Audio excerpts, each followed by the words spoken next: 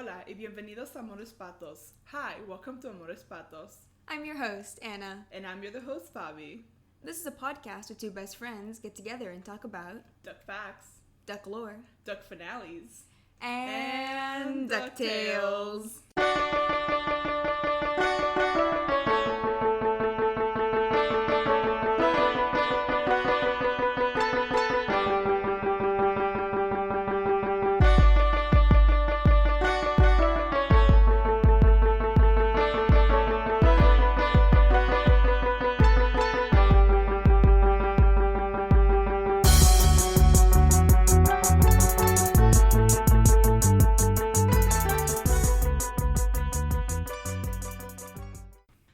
I was gonna do a funny little intro. Yeah. Faby told me to be more serious. I don't know. I feel like I just realized doing the notes, like, I was like, these are the last notes. The last set of notes. Yeah, the last DuckTales notes. Wild. Yeah. I mean, I know we've mentioned it before, but I don't know. I mean, yeah, we have spent almost 4 years on this podcast talking about Disney DuckTales. Yeah. For like hours that sum up to days and weeks, probably. Oh yeah. If like you actually, oh god, nobody do that. Nobody tell us how much time are 70 something episodes now. Probably 70 something amount to. Because we like to talk a lot. So. Yeah. Holy shit. I'm not gonna do that math. Oh god. I did it a long time ago. I think it was close to 2 days. Like, But when did you do that? Exactly. Yeah. Like a while back. Yeah, because we have all of season 3. We have a couple special episodes. Yeah. Oh god. Yeah, a lot, definitely. We're finally here at this third and final part of the DuckTales finale, the last episode of DuckTales 2017. Yeah. And I don't know. Like there's like a sense of loss. Like we're done. Like there won't be any more episodes. And while obviously our podcast will be continuing, yeah, like this part of it is at an end, which I feel like I'm like actually like emotional. Yeah, no, it bums me out. Yeah. Like we started this kind of like, I don't know, I think we've always said that we were inspired by like Sarah and Michael, their original podcast. Yes, Sarah and Michael Save Christmas currently, and yeah, originally it's a Duck Blur. Yeah, and because we were just like, we can also like just talk, because we were watching like the first couple of episodes and just talking about it, and we were like, we have things to say and we could record them, and if people listen, then it's a bonus. Yeah. And yeah, like on like a $20 mic. Oh yeah. And just our like little laptops, one of them which passed away. Oh yeah, we lost our first recording of Nothing Can Stop Della Duck. Yeah. So if you recall, way back when, we had to record that a second time. Because my laptop passed into another plane. Yeah, and I remember like editing a lot of the first episodes like on trips like back home, like 8-hour bus rides. I would just be like crammed editing episodes. And it's been wild. Like it hasn't been glamorous. No. Most of the time it has not been glamorous. Yeah. But I don't know if we've come into our own. Yeah. We have real microphones now.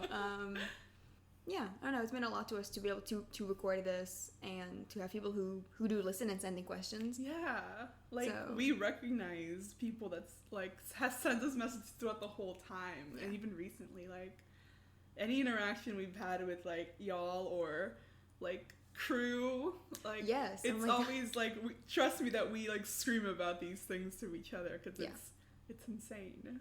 Yeah, no, God, it means a lot to us. Definitely, like any listeners. If some of those is DuckTales crew, that's real cool. But yeah, I mean, obviously it all means a lot to us. And again, like, we're not going to be done talking about DuckTales.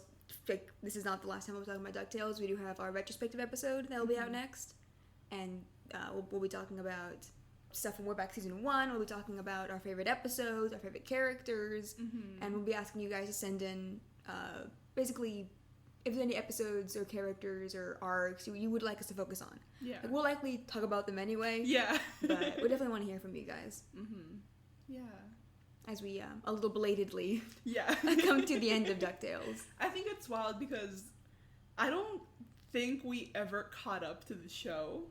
Or if we did it like, we caught up and then the next day it started again. Yes. There were a couple, like, bombs where there'd be an episode released every day for a week. And we're like, oh, like, fuck that. Yeah. Sorry. We're not even gonna try. No. like, we've graduated from university and it's wild. And yeah, like, it's weird to be like, oh, we're catching up because it's over. Yeah. We can be sad next episode. No, yeah. We'll be sad more in this episode, but yes. Yeah. But I do want to say that we're both wearing Scrooge McDuck earrings. We are. We like to dress up just for ourselves. Yeah. No, y'all can't see us. No. But yes, I mean, on that note, we will get into our recap of Season 3, Episode 25, The Tale Ends. Yes. Depressing ass title. So, like last time, the crew credits, I'll be repeating the list of everybody who worked on all 3 parts because they are not split up between each individual part. Mm-hmm. So the story for the finale is by Frank Angonis, Madison Bateman, Colleen Evanson, Christian Mengelhays, Ben Simon, and Bob Snow. It was written by Frank Angonis, Madison Bateman, Christian Mengelhays, Ben Simon, and Bob Snow. These storyboards are by Vince Zappato, Kristen Gish, Stephanie Gonzaga, Victoria Harris, Sam King, Catherine Marusik, Crystal Udetta, Stephen Park, Matthew Carbonella, Johnny Castuciano, Haley Foster, Catherine Harmon, Ben Holm, Anthony Mazzata, and Brandon Warren. And it was directed by Matthew Humphreys, Tanner Johnson, Matt Youngberg, and Jason Zurich. It's like a final thank you to the crew. And for the last time, oh no, our single, uncompleted watch, Benzino Barfaroni. Well, you got a nice little place here. Only hotel, I'm never stay inside. Why? It popped into my head. Yeah. And that's what I got. And so our watch goes out not with a bang, but with a whimper. Oh. And no, he's not here. No. Sadly. I might pour over the cells later. Yeah. And see if there's a silhouette. You see if he's captured somewhere. Yeah. But no. Yeah. No. Dang it, crew, you couldn't pull this one really for us. Not. We got the square eggs. Yeah. But not Benzino Castellini. Oh. It's fine, it's cool. Yeah, no, yeah. It's fine. Oh. And now, for the last time, it is now time for the game show within our podcast. It is now time for Duck or False.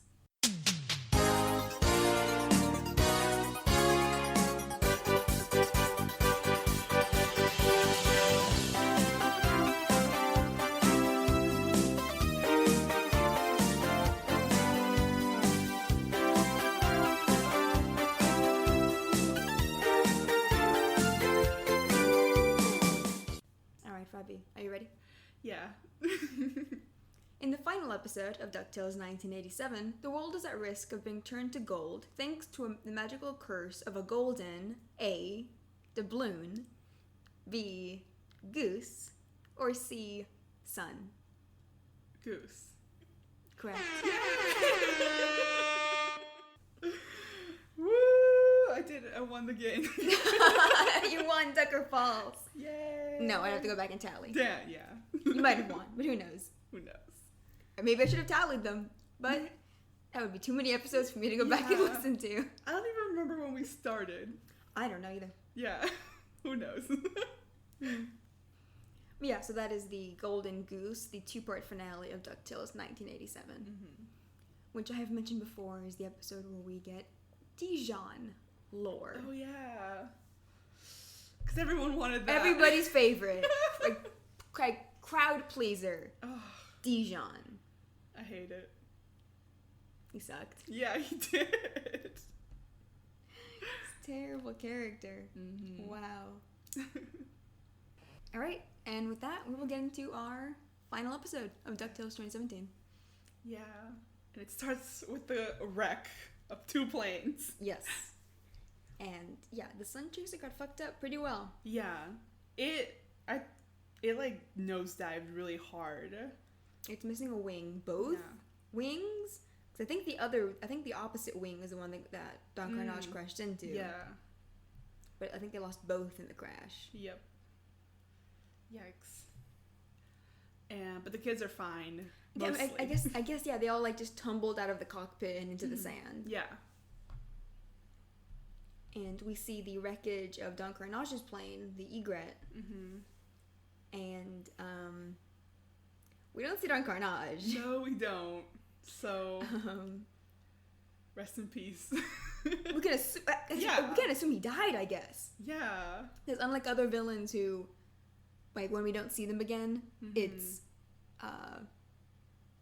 not because they died. It's because they because the part with them ends. Yeah. Unlike Don Carnage, who his last act was, diving a into plane the crash desert. and then a nosedive. Yeah. So Dewey has killed a man. Yeah, well, like going head first into like a propeller and then crashing. Yeah. So. Yeah. Yeah. Dewey killed a man. Who else is murdered in this show? Beakley, for sure. Wait, who? Beakley. Oh, not on screen, but she definitely has. Yeah, for sure. Well, maybe those Moonlanders she punched in Moonvasion. Oh god. They might have died. Yeah, maybe. But she's definitely killed people. Yes. Has Scrooge is killed? He's probably killed. Yeah. He has. Goldie is. I think Goldie's killed. Yeah, Goldie's killed. Manny is killed. Yes. Della possibly. Yes. Oh, I believe she's killed. She's killed before. Has Donald killed? I'm not sure. I don't know. I'm not sure about him. If only we saw him adventuring a bit more. Yeah, and then we could determine whether or not he would kill. Had the ability to kill in the moment. Has anyone canonically killed? I'm trying to think. Well, I think besides Don Carnage, we've only seen the only other on-screen death was Ponce de Leon. Oh yes. I think that's the only other on-screen death we've had. Yeah. And even Don Carnage's is implied. Yeah. Anyone else? Technically, no, I don't think so. Yeah. Because can't show people dying in a kid's cartoon. Narius is probably dead. True. Unless they can survive without food. And I think he's dead. Cool. He's floating up there. Yeah. Oh, fuck. Shit. Oh. I wonder, if over time his ship will, because it's orbiting Earth, but would it eventually? Will it get struck by comets and just turn to nothing? Would things attach to it and it would become an actual second moon? Ooh. What if it crashes into some other satellites? Would it just get kind of clump onto it? I don't know. Space is pretty empty too, though. Yeah. It would be very funny if it turns into a second moon, for sure. Yeah, that's how they put him up there, orbiting Earth. In spirit, he's the second moon. Yeah. Damn. Yeah. One day it's gonna come crashing down. It'll burn up in re-entry. Yeah. It's fine. Yeah. It's fine. It's fine. It's cool. It's fine. Anyway, Dewey is canonically killed. And he dabs in celebration. Oh, yes, he does. Sorry. It's very important. And then he half collapses into Louie's arms. Mm-hmm. And so, obviously, the kids, Dewey, Louie, Lena, Violet, Gosselin, and Boyd's head. Yes, that's the thing. So, all the kids are all right, but Boyd's body is gone for the moment. We don't see we don't know where his body went. I guess maybe it's somewhere in the plane wreckage. I think so, because Gyro later fixes it. Yeah. But yeah. But the kids don't bother to look for it. No. Because they assume he's dead. Yeah. Because he looks pretty dead. Mm-hmm. Obviously he's just a head. Yeah. And his eyes are closed. And Gosselin is immediately like, okay, we need to get the story straight. Yeah. No one saw what happened. we don't know where he is. Like, yeah. Okay, everybody, we gotta get our story straight. He was like this when we found him. Found who? But no, he's fine. He's fine. He opens his eyes and he wakes up. And I guess, I don't know, this was the plan. I don't know. Little Bulb, who also survived, like, removes the light bulb head and, like, allows himself to be, like, Boyd's body. Mm-hmm. I assume Little Bulb is still, like, in there? I think. Right? Because he removes the head. Yeah. And then, like, jumps onto, like, the little neck bolt. And he screws on. Yes, he screws on, like, a light bulb. Like, oh, I hate this. I wonder, like, why? Why was this necessary? Because he's like a Funko Pop bobblehead now. Yeah, he is. Like, that's literally that's why I don't like it. That's why I don't like the visual. He also just looks very top heavy, and you see him kind of like, and I'm just like, I don't like that. No, and now he's like half the kid's height. Yeah, and just like a giant head on this spindly little robot body, and I'm like, why? Why was this necessary? I guess because he's too powerful otherwise. I think so. Yeah. Right? They had to nerf. Yeah, because I mean, otherwise, I mean, he's indestructible. Mm-hmm. And as we saw in Astro Boy, he can. I mean, he fights real good. Yeah, he's got flying and missiles. Yes. So now they had to just keep him at a head. Yeah, you're right. That's why. Mm-hmm. He just reminds me of, for some reason, in an arc in Yu-Gi-Oh, one of the characters gets turned into, like, his soul gets transported into, like, a tiny robot monkey. His name is Tristan. And he's just a monkey for, like, a good, like, 15 episodes. What? And, yeah, and, like, the thing is, like, because they're inside a computer game, but he's, like, a little monkey body. Why can't he get a regular body? It's a computer game. Oh, because the whole thing is that Kaiba's, like... No, they're just, like, trying to snatch... It's like a body snatching situation. Okay. So they're trying to use their bodies, and so Tristan got put into, like, I don't know monkey. who these... Tristan is the one with the weird, like, pointy... I don't know who they are. All I know is Blue Eyes White Dragon. Yeah. And Yu-Gi-Oh! The boy. The boy. Yui. But point is that one of the characters for, like, a couple of episodes is just, like, this little small monkey. And they don't realize that, like, they have to get the body or else he'll just, like, be monkey forever. Be monkey. Yeah. But, I mean, he's fine. No one likes the character. Oh, but okay, he deserved it then. No, as in, like, no one cares for him because he's just kind of boring. Oh. But. That's a weird thing. Okay. Yeah. Just okay. Monkey. So the kids split up to go, to save their family. Yeah. They split up. So we have Dewey and Louie, Webby and Lena, and Boyd and Goslin. Mm-hmm. Who would have liked to see interacting more? Yeah. You said Webby and Lena. Did I? Damn. Missing Webby. Yeah. But I would have liked to have seen that. Because Boyd can potentially serve as the, like, replacement honker. No, I like Honker. You like Honker? I mean, nothing against Honker. Like, I don't dislike him. Yeah. But... Yeah, no, you're right. That would have been fun. I know, I mean, this episode, the finale episode, is crammed with a lot of stuff, so I get why they couldn't interact more. Mm-hmm. And so now we actually go to Goslin. Yes. Jesus! Webby! Damn. No, there's too many girls in DuckTales. Feminism is a curse. But yeah, so we go back to Webby and Bradford. So Bradford is leading Webby, May, and June somewhere. And he's calling her April. Yes. And Webby's like, no, my name is Webby. And May is like, your name is whatever the hell he says it is because he's the one that created us. And basically, like, you need to shut up because we're so close to finding out answers as to why they exist. Because May and June and Webby obviously still don't know. Yeah.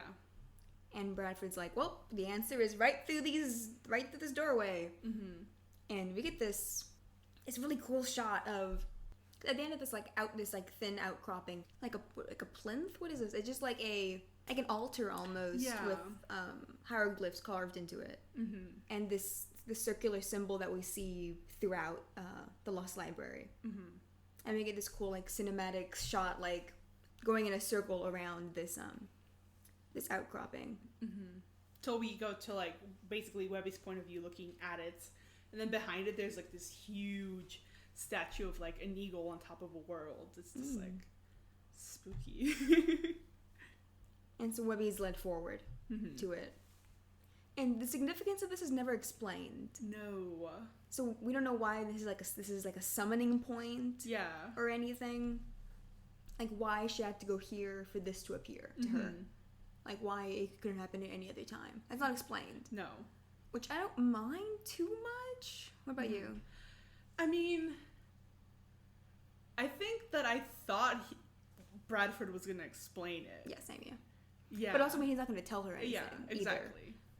On one hand, it does make sense that we don't find out because Bradford is not one to divulge his plans. Yeah. Obviously, we've seen he's a caravillain who keeps everything very close to the chest. Yeah. So I don't know if I minded too much because I don't know, in this scene we're as lost as Webby. Yeah. I guess it's just weird because everything else gets explained. That's the thing. Yeah. I don't know. Yeah. Yeah, so Webby walks forward and there's like, magical gusts of wind and the papyrus of binding appears to her. Yes. She doesn't know what it is though. No. Because to her it just looks like a sheet of paper with writing on it. Yes, golden writing. Yeah. And Bradford, it looks very pleased. Yes. And May and June seem to know that this was the point, to summon this thing. Yeah, because they're so surprised that it actually appeared to Webby. Yeah. And June asks her what it says, like what's written on the paper. Yeah. And she grabs it, but the moment she grabs it, the words like melt off the page. Yeah. Into like magical gold dust. Yeah.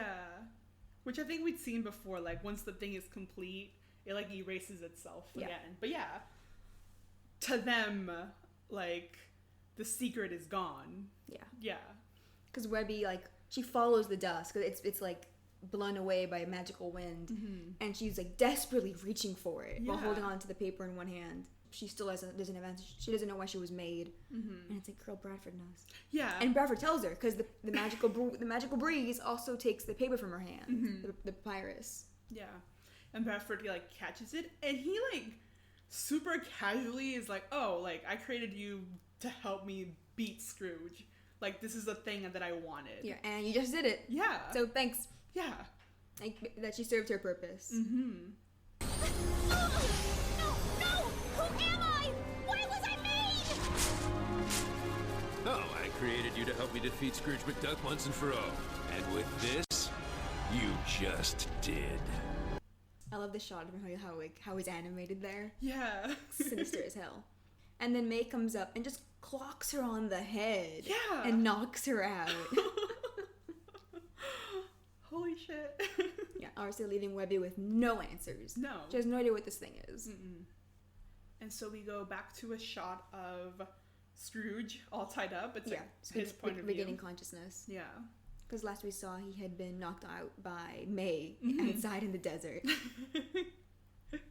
And he's tied up, and it is now time for Bradford to give his evil speech. Yes. He's been waiting. He has had this building for 30 years. And he very, like, this is not a joke. He has, like, a PowerPoint presentation to show him. To go with his speech, because he finally gets to explain everything. Like, he's been waiting. He's like, all right. I have my whole evil plan laid out, and it's brilliant, and I can finally reveal it to Scrooge because I've beaten him. Yes, yeah. Oh my god. And Scrooge is, questioning where his family is. Yeah. And Bradford demonstrates that they've all been captured. Yes. We see Donald, Beakley, Della, captive by either eggheads or his clones, and Della, barks. Yeah. At one of the clones that's tying her up. And yes, we get just that brief scene of Bradford telling Scrooge that there's no hope, that all of his forces have been caught. Yeah. And then we transition to Manny and the Phantom Blood. Yes. And I did not expect like Manny lore. I know, Manny lore. Because the Phantom Blood is, it looks like it's taking him a while to drain Manny, drain his magic. Yeah, entirely. And Manny's like, "Come on, guy! Like, I didn't do anything to you. Like, just leave me." And it's again, it's Keith David as Manny speaking. And it's so bizarre to hear Manny. I was saying to hear Keith David. Yeah. Speaking very casually. Mm-hmm. And Phantom Blood is like, well, no, I'm doing this because you are prophesized to bring about the end of the world. Yeah. I assume in reference to like the horseman of the apocalypse. Yes, yeah. He is the headless horseman of the apocalypse. And Manny's like, come on, guy, like, people change. I'm just, like, a guy with a job. Yeah. I love, this lore. Yeah. That he wants his internship. Yeah. He doesn't care that he's, Jaro doesn't like him. Yeah. But yeah, that he wanted to go from world-ending destroyer of worlds to intern to Scrooge McDuck. Yes. This is a choice he made. Yeah, and he's very unhappy that it's gonna be taken away from him. And Lena and Violet walk in on this. Mm-hmm. And Lena transforms into her magical girl outfit and attacks the Phantom Blood. Mm-hmm. And so she hits the Phantom Blood with like this big blast of magic and knocks him off his feet. Mm-hmm. And he's thrown back so hard that his hand, right with the gauntlet, is knocked back, and the jar holding the genie hostage shatters. Yeah. And Gene just dips. He does. Like, he's like, I'm free! Yeah. Bye! Yeah. Like, not even like a thanks. He just gone. He immediately leaves. Like, wait, Genie! You're not a powerful genie. We could probably use you. No. It'd be too easy for the family if you stayed. Yeah. So, yeah. I mean, who knows who's held captive? He's like, I'm out of here. Yeah. But yeah, I love that he pops up for 2 seconds and then leaves. Okay. Not gonna risk getting caught again. No, he's like, you know what? I'm not involved in this. Bye. So yeah, I met these guys once. Yeah. Like, we hung out for like an hour. And yeah, so now Lena, is like, step away from the horse. Because he's a magical creature, and she is the protector of magical beings. Yeah, which I think is a new, like, development. Because she said that she wants to protect the world from people like Magica. Mm-hmm. But like this is the first time I think we've heard specifically that she's taking like a certain stance on protecting other magical beings. Yeah, like herself. Yeah. And she reverses, it looks like, whatever the Phantom Blot was doing to him. Like she unfreezes him because he had been turned to stone. Yeah. And so while she did that, the Phantom Block blasts her again. Yeah. But she's able to kind of like stop it, but she creates like a magical shield. Yeah. And she's struggling. Mm-hmm. So Manny does a thing that he said he would never do again. And he asks Violet to hold his head for him. Yeah. And he's still talking through it as he removes the head. Yeah. So I'm assuming that connection ends at some point. Mm-hmm. Because he stands up. And so he's still like a nude horse body, yeah, but like a non-anthropomorphic horse body with like a saddle on, yeah. And we see the head removed, and we see like the ring of neck meat, yes, where the head is missing, and he claps his front two hooves together, and it creates like a magical pulse, yeah. And as the Gargoyles theme plays, a new head emerges, yeah. And I mean bones. Like we get vertebra, we get horse skull, yeah. We get muscle and sinew that latch onto the bone, like this big black eye that pops into existence. Mm-hmm. Wings, yes, big bat wings. We'll get gargoyle wings, yeah, and. Yeah. The horse mane, like this necklace yeah. thing. Like a giant beaded necklace, yes. Basically, yeah. And his eyes have flames. Mm-hmm. Flaming eyes. And he declares that he lives again. Again. I swore I would never do this again. Hold this for me.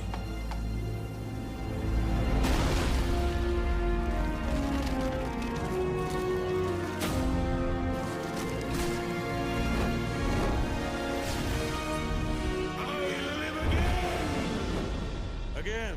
And I hate that. Oh, I hate this. Because the little, like, because the gargoyles and Disney's gargoyles, the end of their wings have like little cloth things that let them wear their wings as capes.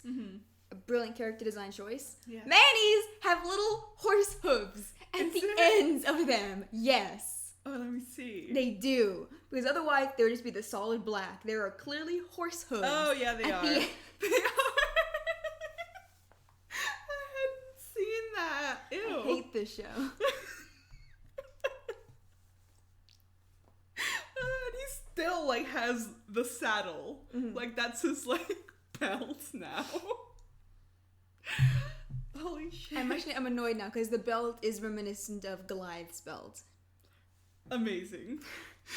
This has been a long con.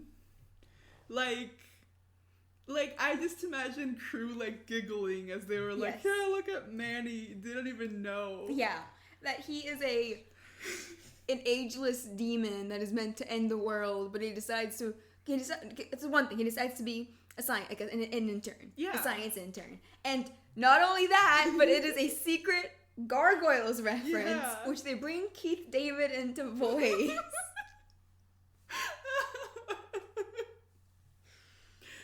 Incredible. I hate this show. 10 out of 10. Like, yeah, I remember just watching it for the first time, and yeah, like the because he transforms, it isn't like the head pops. No. You know? It's like a whole thing. And Yes, I'm like, we see the bone and the muscle like grow out of the next stump. yeah. And, excuse me? Yeah. And Violet is also like, oh, holy shit. Yeah. Like, it's weird enough that, like, your friend's uncle, like, gave a job to just, like, this statue. yeah. And he also has, you know, a Scrooge head on him. But also now he's a Scrooge. Now he's this literal, like, demon. Yeah. Yeah. Wow. And he's part of the family. Yes, he's part of the family. Boy. Wow. So we go now to Launchpad, who's still getting beat up by Steelbeak. And so Darkwing and Fenton have been trapped inside one of these cells, and the Gizmo suit has been disabled. Fenton is trying to get it to work, but he's getting that Little, like, red circle X. Yeah. An error. Error message. And Fenton is distressed because, you know, everything's going wrong. And Darkwing is just being such a dumb. Darkwing knows that Fenton was wearing the Gizmo suit. Yes. But he thinks that the real Gizmo Duck chickened out and forced Fenton to wear his suit. Yeah. Like, in his place. Like, this is such a... So many leaps that he is taking. Instead of just accepting what's obviously in his face, Fenton was in the suit, ergo he is Gizmo Duck. Yeah. But no. Just deep denial. Deep denial. And then they tune back into the fight because Launchpad gets thrown into the doors of their cell. And then he gets thrown again to the ground. And he's just really struggling. Like, Steelbeak is really beating him at this point. Yeah.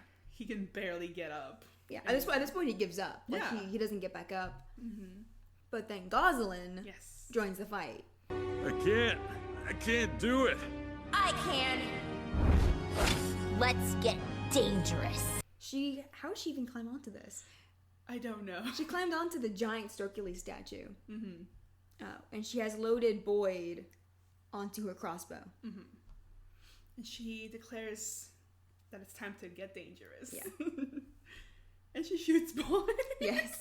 Who was shooting blue laser bolts out of his eyes. Yeah. And then she just jumps down?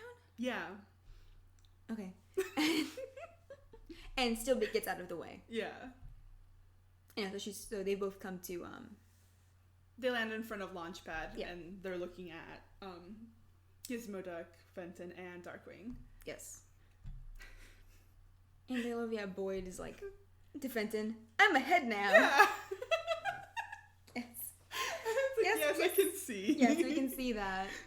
Because Darkwing and Fenton are both surprised to see the kids. Mm-hmm. Fenton's probably like, Gyro's gonna kill us. Like, holy shit. Like, we weren't involved in this, but yeah, we're still gonna be the ones held responsible. Yeah. Oh my god. But yeah, unfortunately, we're not gonna get we're not gonna get any of Darkwing and Gosling interacting in this, really. No.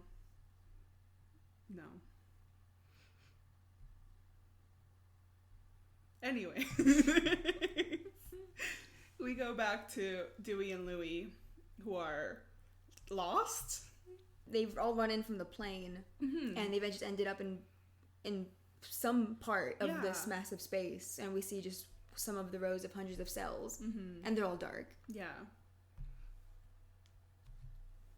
And yeah, I mean, Louie's realizing that, I mean, they don't have a map or anything, they have no way to find their way around. Yeah.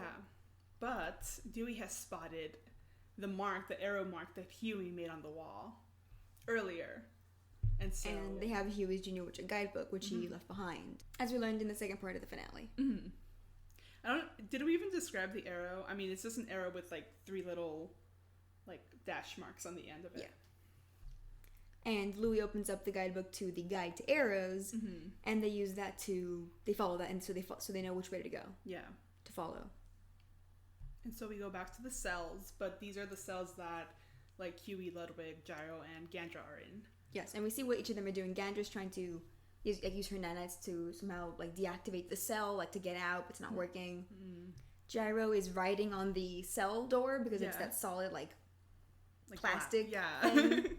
That's indestructible. He's just writing equations. Yeah, he's doing a derivation. Oh god, don't say math words.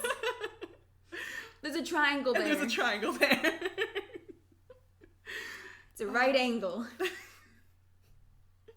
And Ludwig is playing the harmonica. Yes, Ludwig has been here for 50 years. Yeah. Like, he is past nihilism. Yeah. He is just singing a song. Yeah.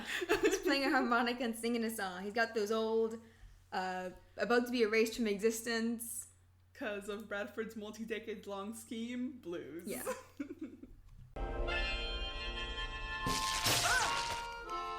I got those erased from existence because of Bradford's multi-decade scheme, blues. Huey! Guys! And Huey just pounding on the doors. Yeah.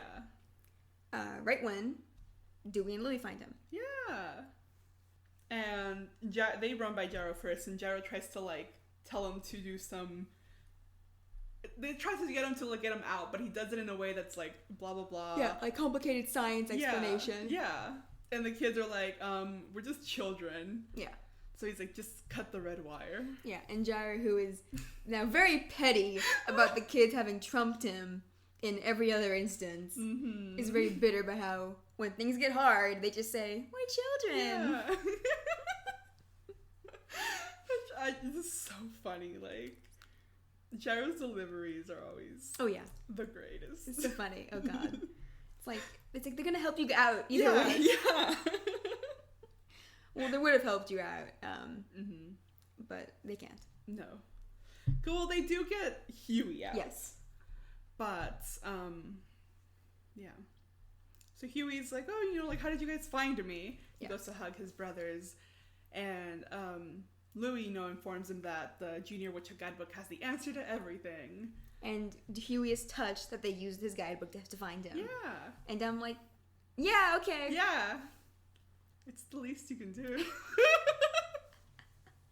I mean, there isn't much build up to Huey and Louie and Dewey actually appreciating the way Huey does things or appreciating why Huey cares about the Junior Witcher so much or anything. Yeah. It's very abrupt and very quick.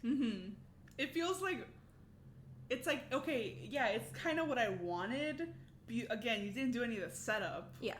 So it's just kind of like, okay, they learned to use the guidebook, but it's like, no, it's not about using the guidebook. Yeah. It's about appreciating the guidebook and appreciating the importance it has to Huey. Yeah, and appreciating Huey. Yeah, yeah. So like if there had been set up like Dewey and Louie teasing Huey about the woodchucks, about his use of the guidebook, like was done in Astro Void. Yeah. Even among the woodchucks, he's teased. So if we were to get something like that his brothers, and them having to use the way that Huey does things and appreciate the way he does things in order to find him. Yeah. Would have had more payoff and more of a emotional payoff, like them apologizing and revealing that they used the guidebook to find him, and ergo appreciating him and the way he does things. Yeah. But because he appreciates it, he like gets teary. Yeah. But I don't. There's no build up in this in this finale.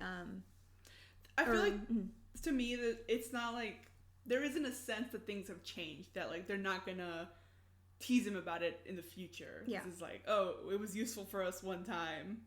And it's very quick. Yeah. Like it's they vote symbol, open, there it is, find him. Yeah. Like it's not, I don't know. Like they easily could have just not done that. And he'd be happy to see them either way. Because he's been imprisoned by Fowl and knows that Bradford is out to kill them all. Yeah. So they easily could have just not included that. And it wouldn't have changed anything. No. Yeah. Dang. But so the boys are all together and they're determined to go find Webby. And Louie's like, oh, there she is. Yeah. Because they see a shadow above them that resembles Webby. But it's not Webby. Until it's split into two. Yes. And they immediately get like captured by May and June. And they're annoyed about it. They're like, oh, dang it. Yeah, they get lassoed and just like yoinked. Yeah. And so now we have Bradford's evil speech. Finally. I'm so glad. I'm so glad about this whole thing because I've talked about, I think since Bradford was introduced as the villain, since Fowl was revealed and that Bradford was revealed as head of Fowl way back in the end of Moonvasion. Yeah, I was pumped. I think we were all super excited. Yeah. And I really liked Bradford from the start because of his insistence that he isn't a villain and how different he has been from the other villains in the show. Yeah. And the fact that we actually don't learn his evil plan until now, and then his plan makes sense. Yeah. We get payoff for all of his weird build-up, like all of his weird foreshadowing and how little we've learned about him. It pays off. Yes. And it's satisfying to get to this point of him telling us telling us why and telling us how. Yeah. And I think definitely, I guess comparing it to the previous two finales, just the villains. Yes. Magica, we don't get any backstory. No. We have no idea why she hates Scrooge. We don't learn that until Life and Crime. We don't know why she hates him from the start. Yeah. We get almost no backstory between them, next to none. Obviously, besides the whole backstory with Poe being the origin of the rivalry, there's nothing in between. And then Lunaris, I think, turned out to be the most disappointing villain. Yeah, because there is backstory, but there's no follow through. No, because we get his evil threat. We get his evil scheme revealed earlier on. His evil scheme is revealed in Whatever Happened to Donald Duck. Yeah. But then he doesn't follow through on the scheme he lays out to us. Yeah. And even personality-wise, I feel like there's a disconnect. Because, like in those episodes where it's just him, he's so menacing. Yeah. And then I feel like in the finale, he turns into which he literally is a cartoon villain, but he turns, like, goofier than he was. I think because he doesn't follow through on the scheme he laid out, which was super evil. Go after the kids, kill the kids, you're done. Yeah. You've done it. Yeah. And he doesn't do that. No. He focuses on Scrooge, which is what he said he was not going to do. Yeah. So as a villain, at least for us, I think he failed. Yeah. If it had been for him from the start, maybe I would have been fine with it. But because he doesn't follow through on the actual scheme he laid out and the smarter plan, that he falls more into a route of, a stereotypical villainy. Like, he focuses on Scrooge again, which is not what the situation called for and what his original plan was. And then we get to Bradford. And he follows through. Yeah. And with all the foreshadowing, all the bits we've gotten, here he lays it all out. And it's great. Yes. Like, with his grandmother, he reveals here to Scrooge now that Isabella Finch was his grandmother. Yeah. And we get, basically, repaints of paintings, pictures that we have seen before. So he first showed in his slideshow. Yes. He shows us that picture of him and his grandmother, but instead of, because in the original, he's kind of, looking up at her, by her side. And in this picture, he's like behind her and just looks miserable. Yeah, cowering. Yeah. Like that his grandmother dragged him on all of these so-called adventures, and that he was miserable on all of them. And Scrooge has a moment of like, whoa, wait, holy shit. Like, my idol? You're her grandkid? Yeah. But Bradford tells him to save all surprise exclamations for the end of the presentation. He's like, I need silence, please. It's like, I rehearsed this, don't interrupt me. Yes, he definitely rehearsed this. Holy shit. Like, somewhere along the line, like, transitions were like slide transitions. He's like, oh, let me, like, test these out. Yeah, like an egg had walked in on him, and he's like, I'm busy, get the fuck out. He's timed this presentation. Oh, he has, like, a model Scrooge that he... He's like, where do I have to stand for, like, optimal villainy? Like, I mean, Doofenshmirtz has, like, a prop, Perry the Platypus, that he, like, practices his monologues to. So Bradford definitely has that. Yeah. He's like, I need a real long table for him to sit at. Oh my god. But so we get Bradford's sorry tale. Yeah. About how his grandmother claimed that these adventures were fun and educational, but really they were dangerous, and he hated them. Yeah. Yeah, he's like, I learned that the world is like super chaotic, and it just keeps getting worse. And then he starts getting into graphs and charts, because he analyzed these trends, and that when there's more adventure, there's like a financial crisis. Yeah. And I'm like, what the? Because he's looking at it on like a global scale, like he's looking how it affects society. Yeah. And because we see here, he's created now a Venn diagram where magic, Scrooge, and adventure all combine to form chaos.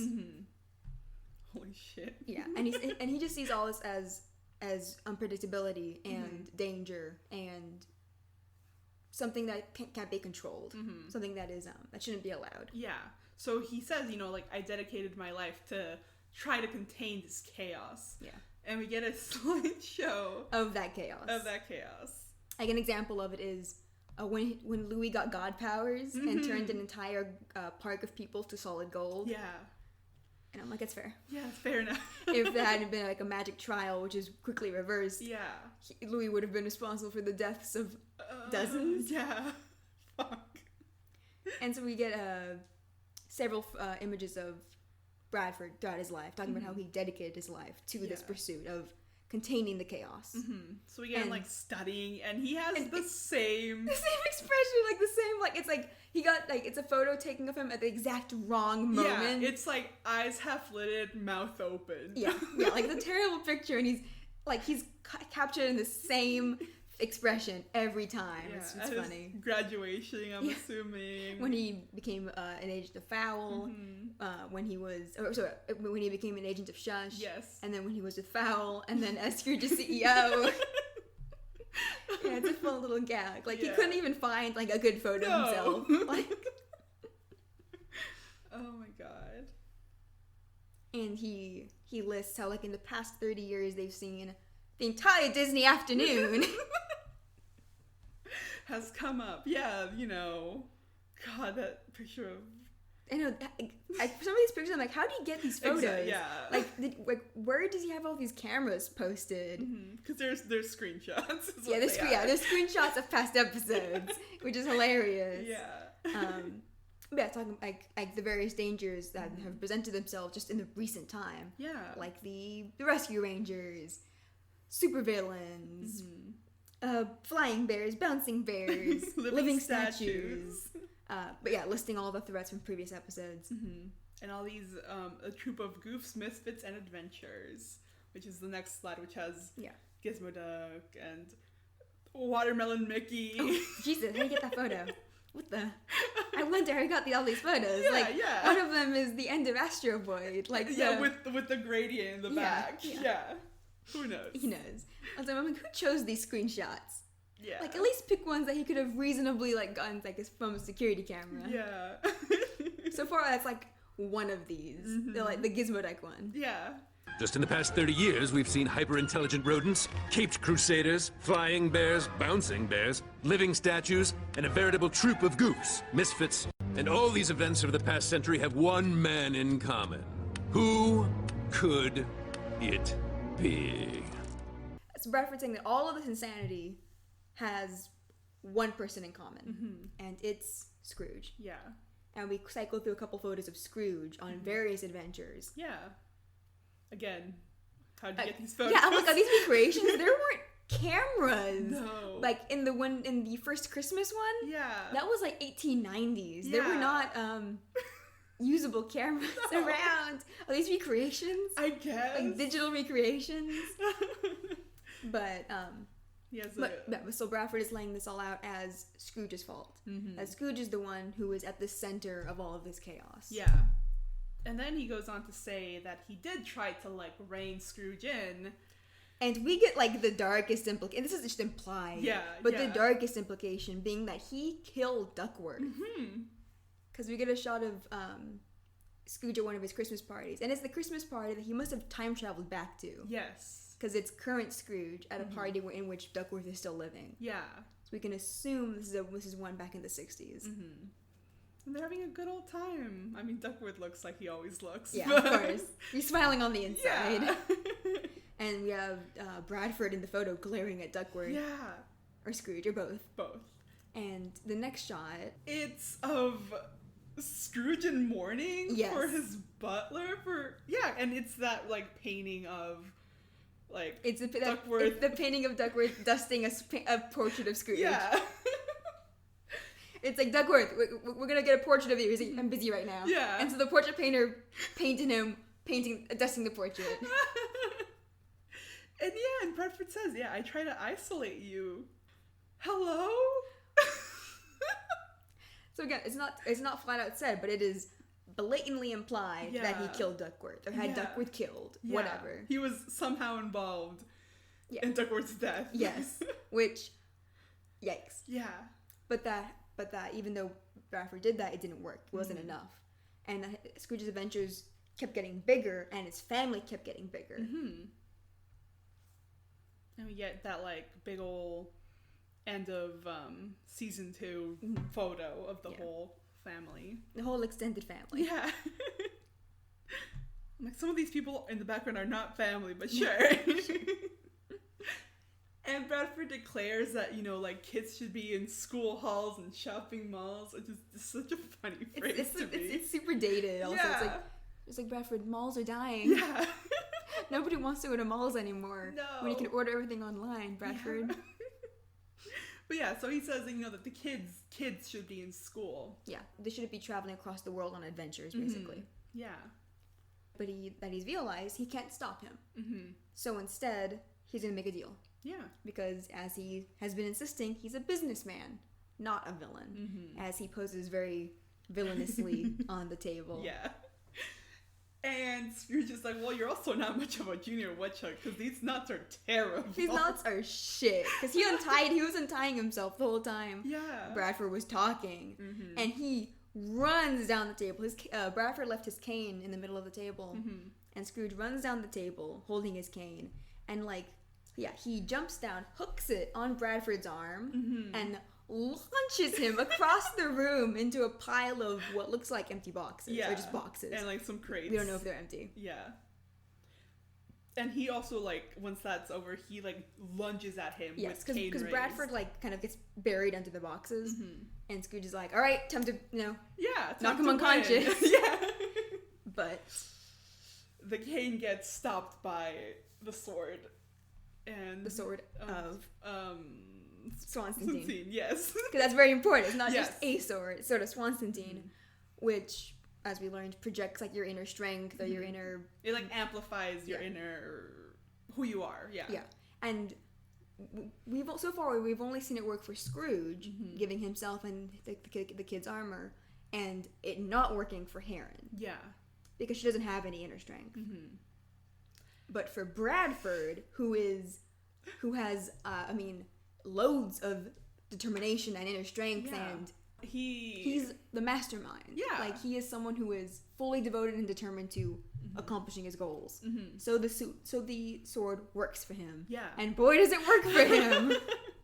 He gets his villainous armor. Yes. And this armor is so fucking rad. Yeah. And when I first saw it, I was like, holy shit. Yeah. It's great. Because obviously it bulks him up because he's an old man. Yeah. So this makes him about twice Scrooge's height. Yeah. And the armor, the shoulder pads are the foul logo. Yeah. The claw around the globe. And it's all like red, silver, and black. Yes. And he has like a bob. Like it looks like he has like a little bob of hair. Oh, it's but the helmet. It's yeah. the black helmet, and there's like it's very like vulture-like. He has like the ring of like fur feathers around his neck. But yeah, every time I see him, I'm like, I know that's a helmet, but it looks like he has like a nice little bob. I don't think that. Okay. Yes, and so he lunges at Scrooge now with this newfound strength and magic sword. Holy shit. Yeah. After all, I'm a businessman, not a villain. You're also not much of a junior woodchuck. These knots were terrible.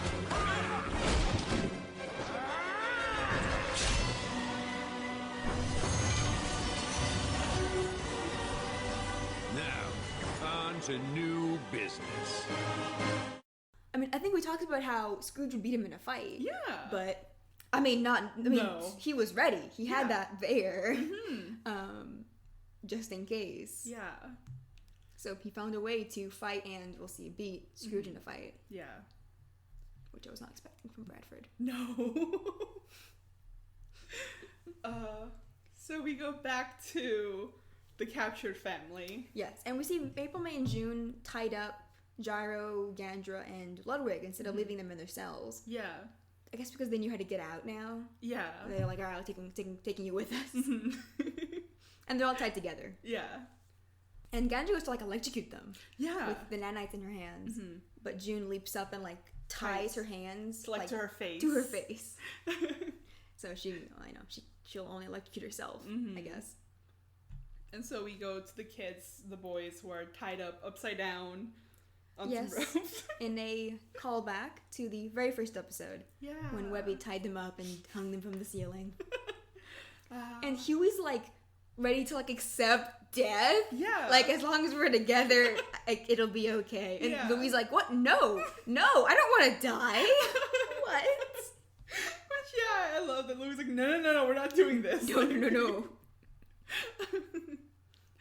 And June comes up and she's like, oh, like you're so cute, like you're like a family just like us. And she like tries to hug May, who's like focused. Yeah, like, she's not having it right now because they're almost done. Like they're almost gonna know if they do this well, they'll win, and Bradford will finally tell them what's up, what's going on, who they are.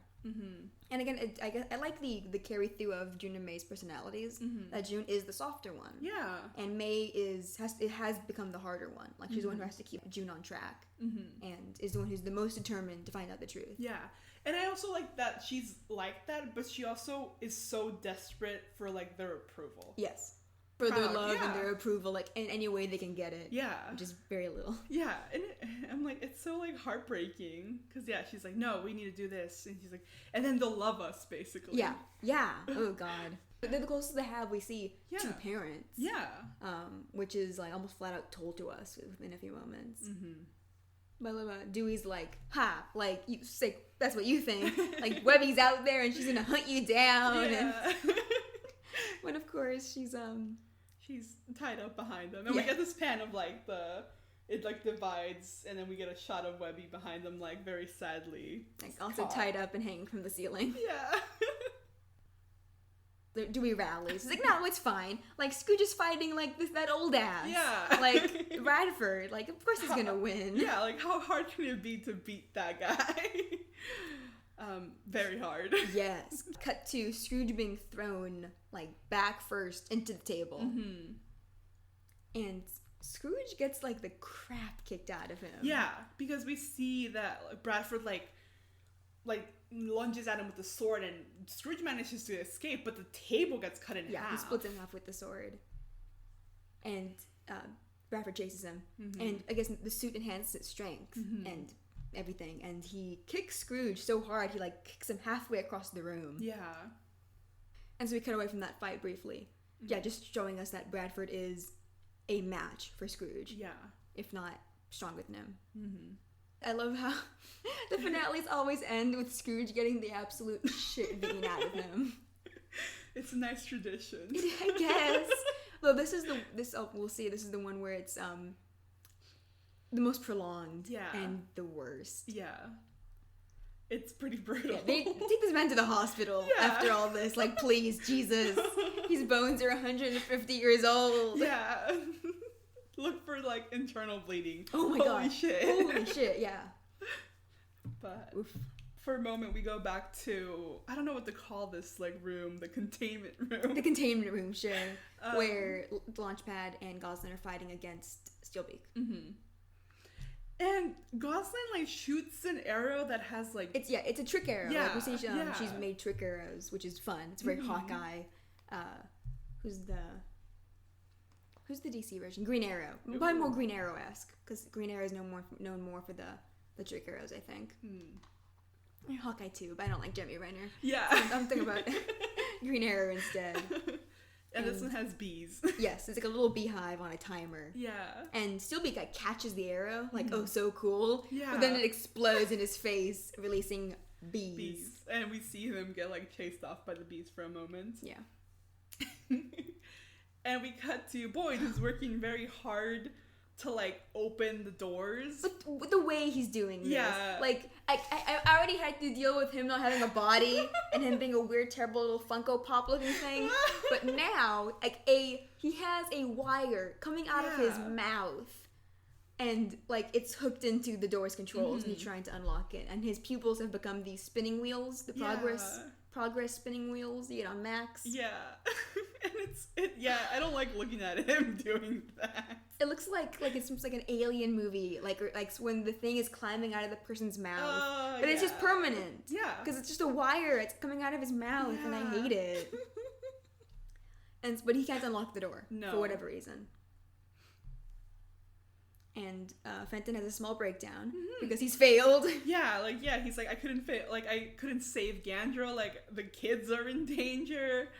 He's very much defeated, and Darkwing goes to, like, comfort him. To be sympathetic, like, hey, it's alright. You're not Gizmo Duck. like, what could you have done? Yeah. And Fenton... I swear, this should have been the moment where he actually... Like...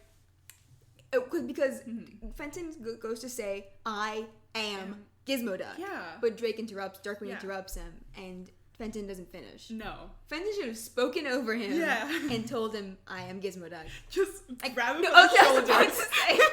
Grab the man. Get this through your head. Because, I mean, otherwise, Fenton and Darkwing don't really, they don't learn anything. They don't get even like a mini arc like Huey. We don't get anything similar to that for them. It's just Darkwing continuing to be purposefully obtuse. Yeah. And Fenton not being allowed to finish speaking. Yeah. Yeah, I think I thought that this would be the moment, I guess. Yeah. But it isn't. Poor buddy, it's okay. You're not Gizmo Duck, you know. I am not alone in this. You don't have to do everything yourself. What Darkwing says here is right, because he has a point, but I'm just like, shut up. Because he tells Fenton, like, you don't have to do everything yourself. Like, we're here for you. We're here to help you. Like, him and Launchpad, the family. Which is true, but... That's not what Fenton's trying to say. Yeah. And I thought we would get this reveal because they're locked in a cell and there's nothing else they can do. Yeah. Beyond have meaningful character moments. Yeah. But no. And they don't. We got jokes. Yeah. And it's funny. Yeah. But like I want to shake him. Fenton just kind of goes, whatever. And no, but this does give him inspiration to tell Boyd to stop trying to unlock the doors, but to hack the armor. Yeah. To restart it. Which he does. He does, and we get a little progress loading thing on the visor. And so while that's happening, Goslin and Launchpad are still trying to defeat Steelbeak. Yes. And he realizes, all right, I need some help. Yeah. All right, and so he unlocks a cell of what we think is at random. But instead, it's Glomgold. Yeah! Glomgold! It's fantastic! He pops out, just announces his name, and then stops to wonder where he is. Yeah. I guess they put him in a dark room and he just goes to sleep. Yeah. He's like a bird in a cage. And then they open it, He pops out when there's light, announces his name, like, just on instinct. Yeah. Oh my god. But then Steelbeak shoots him with the ray, with the what is originally the IntelliRay. But he reveals that with his enhanced smartness, he created a new setting, which was mind control. Yeah. I love because he shoots Glomgold, and Glomgold falls flat on his face. Yeah. Like unconscious. Yeah. But the way that Launchpad and Goslin react, like, did he just kill him? Yeah. Like also like what was the point? But yeah, like holy shit, he's dead. But no, he's just under his control. Yeah. And he's like drooling when he shows Glomgold, he's just like drooling. And then Steelbeak like shoots two other cells. Yeah. And their eyes are like their pupils have gone like pink. Yeah. Like light pink, and like their pupils are massive. And Flintheart's drooling. Yeah. Yeah, 2 more cells, and they like open, or the first one we see opens, and it was full of the Beagle Boys and Mob Eagle. And the way they like slump out, they move so limp. Yeah. It's so weird. Yeah. It is very disconcerting to see, which works. Because they're mind controlled. Yeah, they just land with so much like heft to them. Yeah. It's like, oh god. And so now it's Launchpad and Goslin against 4, 5, 7 supervillains. Yeah. And yeah, it's not going very well. No, Goslin gets captured almost immediately. You see, Glomgold got some dynamite. Yeah, he's just kind of like swinging around the background. Yeah, like I guess he probably just had it in his pockets. I guess. Yeah. But he's like moving it around, and as Goslin gets knocked down, Manny arrives with Lena and Violet on his back, and they arrive to help. Yeah. But they don't do much. No, they are very quickly imprisoned. Yeah. By Magica, mind-controlled Magica. Yes, they just do like their little superhero pose and then immediately blast it into another cell. Yes, and Magica looking pretty cool. Yeah. But mind-controlled. Yeah. Oh no. Like I think she used her magic more here than she has in like most other fights. Yeah. Yeah. But it's cool. Like I'm like, girl, could you have done this the whole time? Yeah. I should have won. Like all of the time. Because she used teleporting around for this fight. Yeah. But Goslin's caught by the Beagle Boys. Her crossbow's taken away. And Boyd is knocked into a cell, and Goslin is thrown into the same cell. But Boyd was able to finish rebooting the Gizmo suit. Yeah. But now he's knocked out. Yes. And so the Gizmo suit declares that it's waiting for a new user. Yeah. And now it is Launchpad against these 7 supervillains. Yeah. And he gets surrounded by all of them. Yeah. And he's worried. Yeah. Because he's the only one who can avoid getting thrown into a cell. So they're just beating on him now. Yeah. And so we go back to Scrooge and Bradford's fight. And it's they're kind of being led into a stone tower with a spiral staircase inside. I don't know if I've said, but I love the design of the library. Because we keep moving to new areas. Yeah. And it all looks really beautiful. Like the tower that the fighting leads them into is obviously like a stone floor with like a sun pattern on the floor. Just because it looks cool. And they're like obviously like fighting. Scrooge is walking backwards for most of it. And then once they get inside the tower with the spiral staircase, he like runs. Because he's like, I need to find my family. Yeah. I gotta get a move on. Yeah. I love Bradford's upset that Scrooge is fighting. Yeah. Like, he's like, why does there always need to be a fight? Can't we just talk? Can't we just be civil? Can't I just present the deal to you? Yeah. But also, he's saying this, but also, like, he grabbed the sword and it gave him this suit and enhanced strength. Like, clearly, some part of him wants the fight. Like, some part of him wants to hurt Scrooge. Yeah. But a big part of him. Yeah. And Scrooge declares that, he fights for the things that are worth fighting for. And at that moment, Bradford manages to, like, get the cane and he, like, tosses it up in the air and it gets stuck in, like, pretty high up in the stairs. Yeah, like a higher level. Yeah. And Scrooge manages to knock Bradford down so he can run up the stairs after his cane. Yeah. And Scrooge is pretty far ahead of him. He's mocking Bradford, like, you thought you got the drop on us, like there's nothing that can tear us apart. No. Like we're going to beat you, like we've beaten everyone else, basically. Yeah, and he's like, adventure is in our blood. Like, it's the thing that connects all of us. This is another day for us, you know. Yeah. But Bradford, being smart, needs Scrooge to come back over to him to get him mad.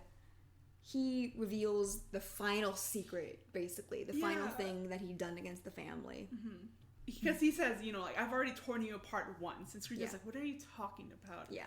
And it's when he reveals that he's the one that told Della about the Spear of Selene. Yeah. Adventure is in our blood. It binds our family together. And nothing can tear us apart. I've torn you apart once before. What are you babbling about? How do you think Della found out you built the Spear of Selene? And he says it in the most evil fucking way possible. Yeah. Like, he's been waiting to tell him. Yeah. Like, so obviously not only did he tell Della about the spear, he forced Scrooge to stop looking for her. Yeah. Like, it was like perfect. Like, he's like, oh shit, Scrooge is building this thing. Let me just tell Della real sneakily. Maybe she'll die. Yeah. And then she did. And he's like, oh shit, awesome. Fantastic. And then it was like, oh shit, he like is still looking for her, spending all of this money. Yeah. Oh, okay, we're gonna like shut that down. Yeah. And there's that scene of them like dragging Scrooge out. Like, what the fuck? Yeah. Yes. And so obviously that enrages Scrooge, and he jumps at Bradford from the other side of the stairway. Yeah. And we get like the cut to the broken pieces of his cane falling all the way down to the ground. Yeah. And Bradford has him by the throat. Yeah. And then he like kind of tosses him and he punches him really hard all the way up to the roof. Like so hard I'm assuming he doesn't break through all the stone because he'd be dead. Yeah. But he punches him up to the ceiling. Like he breaks through something. Yeah. And he lands above. He lands up top, looking incredibly beat up. Yeah. And we see, like, from his point of view, like, his blurry vision. Oh, there is the giant hole that he burst out of. Yeah. Okay. Yeah. Cool. So we see through Scrooge's blurry vision a, like, half-destroyed globe. What looks like a half-destroyed globe. Black globe, glowing red. Yeah. And poised above it is Heron and Bradford's clones with a chained-up Beakley, Della, and Donald. Yeah. Ooh.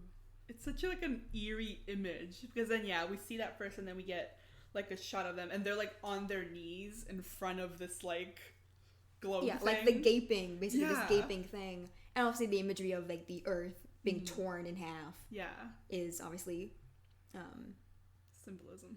It's the symbolism of it is obviously with the foul logo being a hand descending onto the globe. It's like the hand has torn it open. Ugh. And so, then not great. No. And there's like magic or not magic, but some sort of portal swirling inside of this thing. Ugh.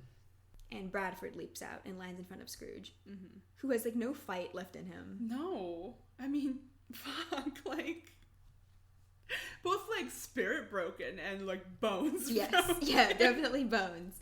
Because Bradford then physically drags Scrooge up the stairs. Like his feet are like dragging on each step. Ugh. It's pretty intense imagery, I think, here. And he's explaining what this portal is and the final step of his plan. Yeah.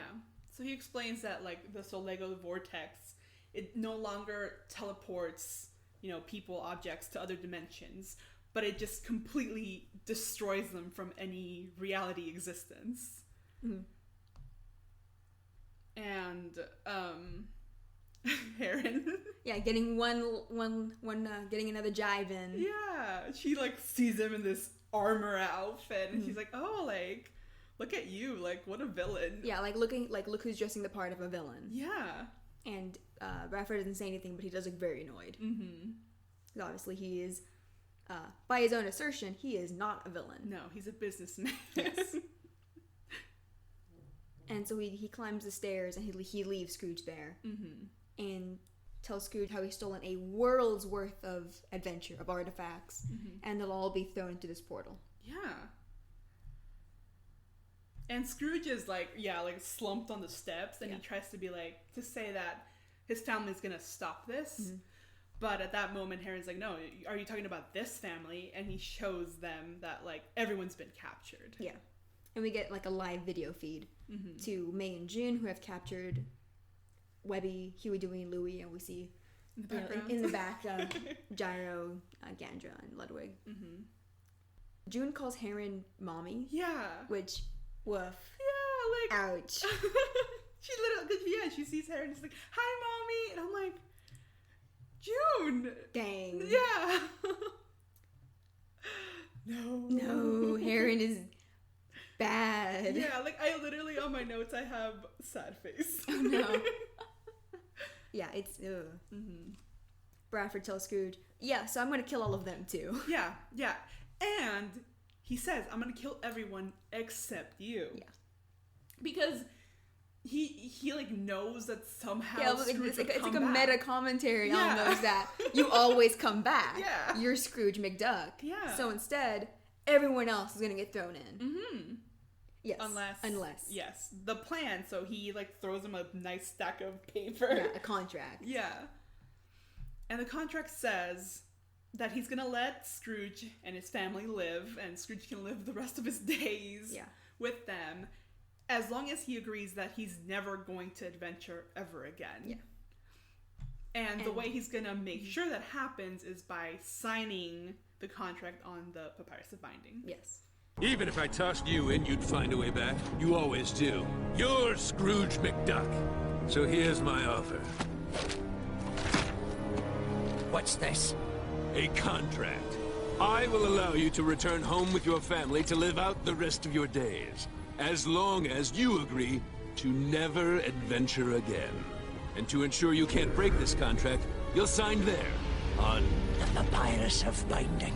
And, yeah, I mean, Scrooge sees this and realizes how, like, the extent of this. Like, he will be legally and magically bound to this. Yeah. To this contract. Because the Papyrus of Binding bends reality. Yeah.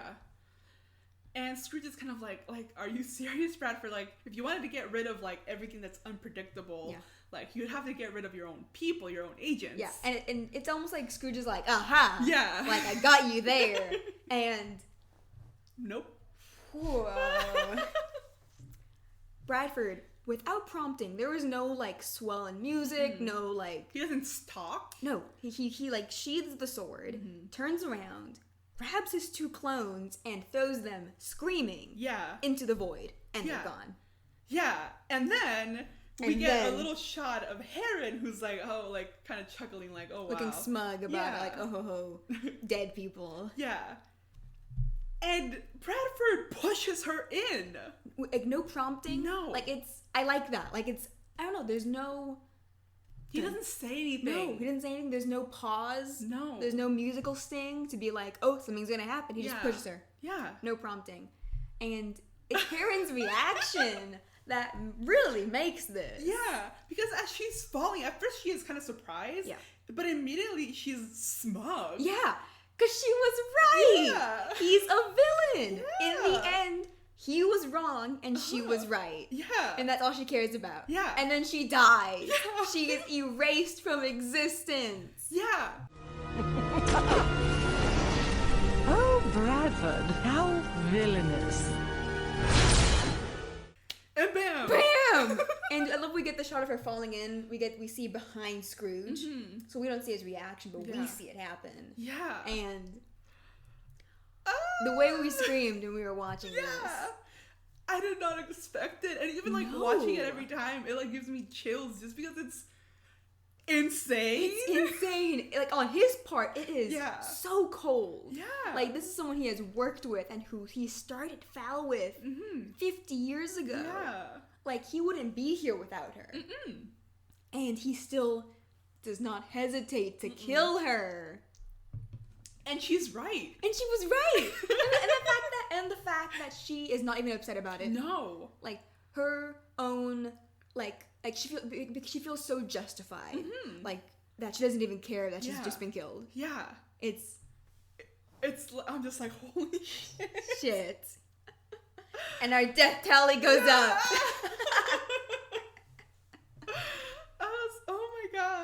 Yeah, and obviously then the clones were sentient enough to be afraid of death. Yeah. So. Yeah. Fuck. And then to make matters worse, June and May are watching. Right. Because we cut to them screaming. Yeah. Because calling out for their mother. Yeah. Because June is Heron is the closest thing they've had to a mother. Mm-hmm. As terrible as she was. Yeah. And they just watched her die. Yeah. And then the feed cuts. Yeah. Holy shit. Yeah. And then we have Gandra realizing that even if she stayed with Fowl, Bradford probably would have killed her too. Yeah. So I mean, Bradford's the end of his plan was probably to get rid of his entire board and to leave him as the only survivor. Yeah. And the one in charge. Yeah. The one controlling the chaos. Mm-hmm. Holy fuck. Oh my god. And Gyro is like, meh. Yeah, because Gandra's kind of like concerned, like, and also the fact that she has her hands tied to her, like, her face gives her the oh my god face. Yeah, yeah. Gyro's like, I mean, like, clones are pretty replaceable. I'm like, Gyro, he also just killed a regular person. Gyro, you just saw that. Come on, Gyro. Yeah. Oh god. And of course now May and June now are wondering like what now? Yeah. But I love Huey, like he's like they brush off the death. Anyway, Huey's like, okay, Bradford's lying. Yeah. There's no way he has the papyrus of binding because their mother told them the story of it. Yeah. That it can only be found by an heir of Scrooge McDuck, and none of them have found it. Yeah. And Webby reveals that she found it. I mean, at that moment, Webby realizes what it is. Yeah. Because maybe she never heard the story. Mm-hmm. Or... Oh, no, she wouldn't have heard about it before because it was one of the missing mysteries. Oh, yeah. Yeah. But yeah, she realizes in that moment that that's the thing that appeared to her. Mm-hmm. And Huey's kind of piecing things together, but he can't believe it. Yeah. Because obviously the papyrus can only appear to an heir of Scrooge McDuck. Mm-hmm. And it didn't appear to any of them, to any of his nephews or nieces. Mm-hmm. And so what's who else is there? Yeah. For it to appear to. Yeah. And he's like, wait, no, wait. I'm thinking he's wondering, has Scrooge had sex? Yeah. Is there a child somewhere? Is there an illegitimate child somewhere? Yeah. Wait. Huh.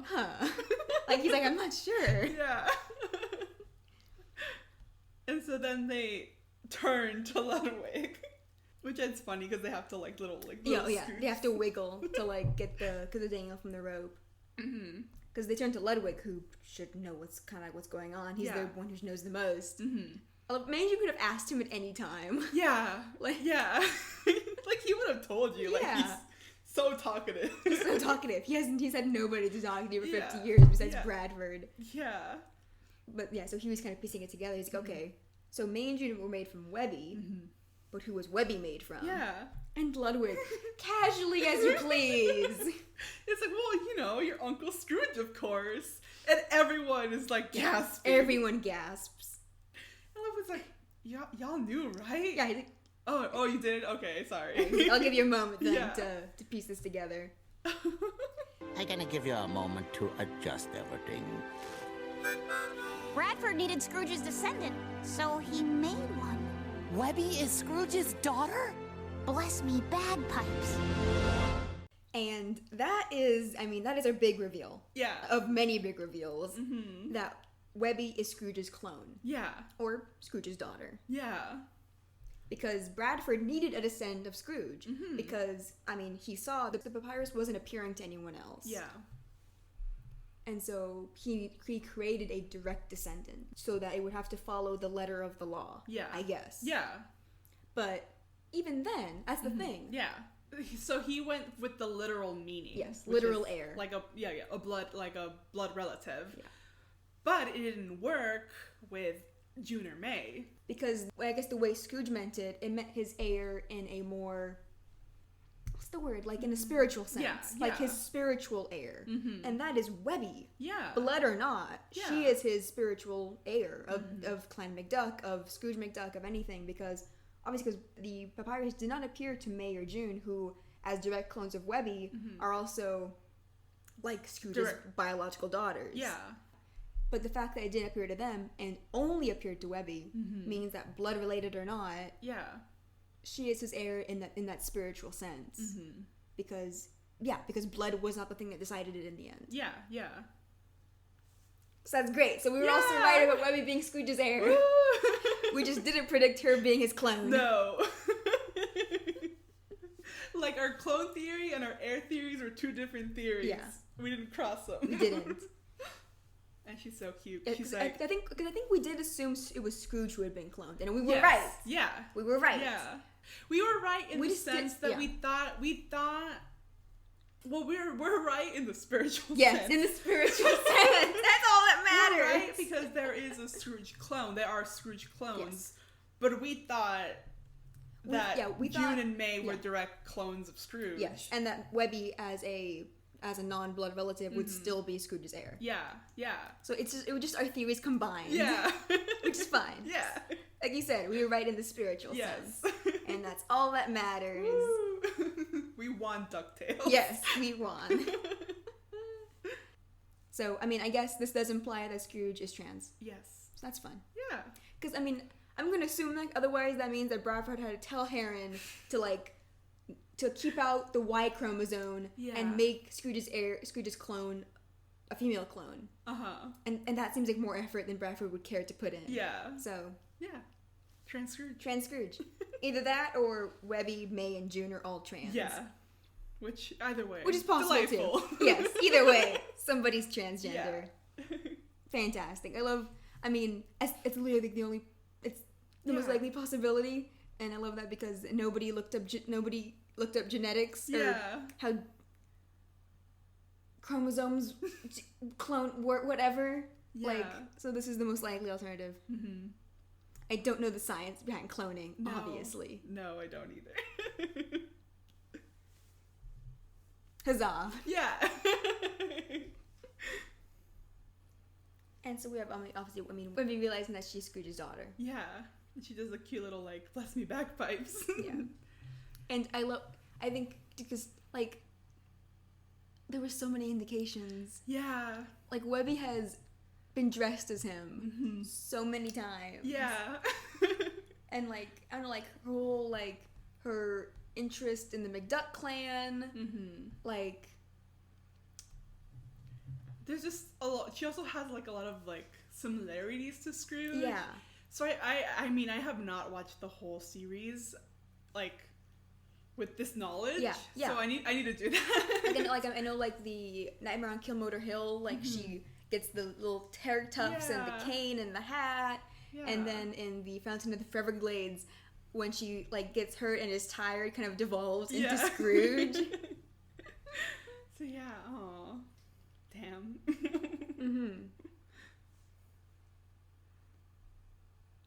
So that's a nice moment that gets transitioned into a kind of sad moment. Yes.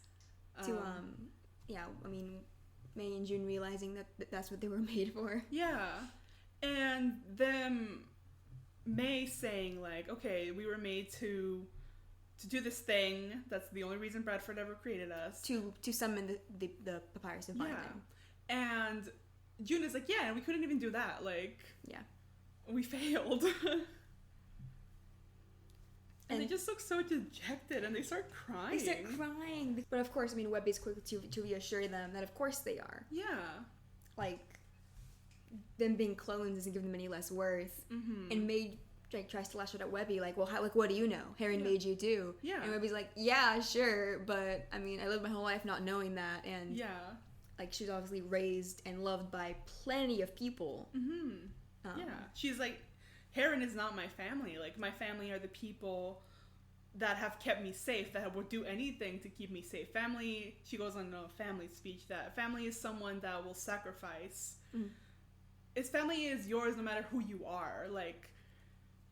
There's this beautiful, she does a really nice speech reminding herself again, which she knew the whole time, that family isn't just who you're related to by blood. Yeah. Family are the people that are there for you. Yeah, and it's her, like I said, reminding herself, since she got a bit lost with her with her search into finding out who she is. Yeah. Like, the answer was your family. Mm-hmm. Like, your family is still your family. Mm-hmm.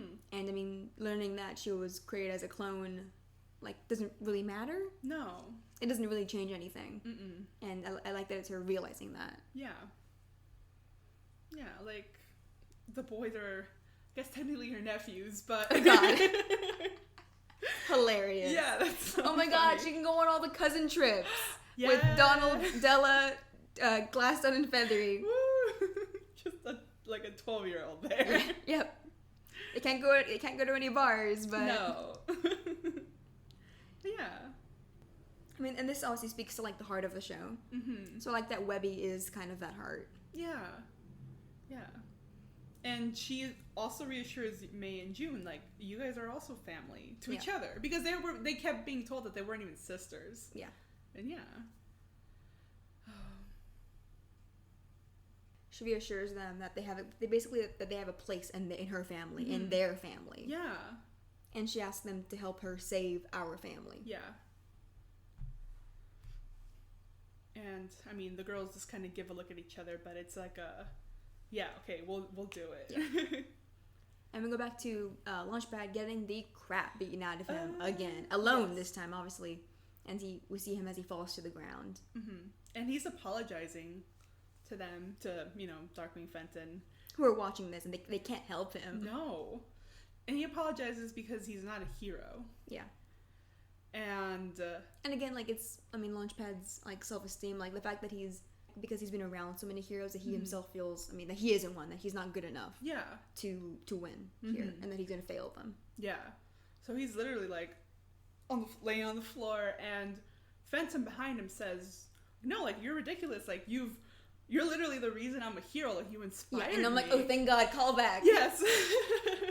I don't think Fenton and Launchpad have interacted, really, since the buddy system. Yeah, I don't think so. They briefly in Dangerous Chemistry of Gandra D. Mm-hmm. I think here and there, but nothing to the extent of buddy system, where obviously he did inspire Fenton. Yeah.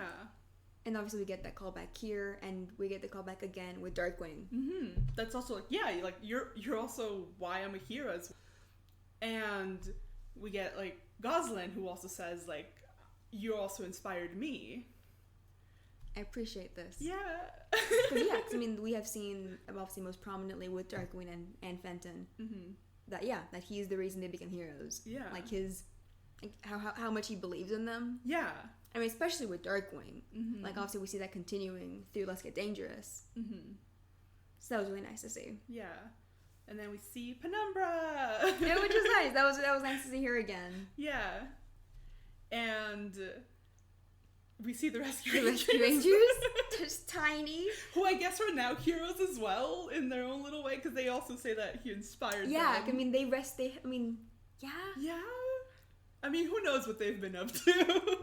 I mean, we can assume they're up to, like, what they do in the regular Rescue Rangers. True. Which they help people, but, like, in secret, kind of, because nobody knows that they're actually sentient. Mm-hmm. And similarly here, they're, like, lab experiments who are still, like, mouse-sized. Mm-hmm. Like, non-anthropomorphic mouse-sized. Yes. And then Storkules, who has never spoken to Launchpad. But he also gets something to say. And, yeah, we get this, like, really beautiful shot of all those cells start turning on. Yeah. Lighting up. And it's just Launchpad seeing all the people. All the people counting on him. Yeah. I'm gonna assume they're all his exes. Yeah. I'm sorry. I'm not a hero. That's ridiculous. You helped inspire me to be a hero. And me, pal. Same here. And I as well, Earth Launchpad. Verily a noble soul.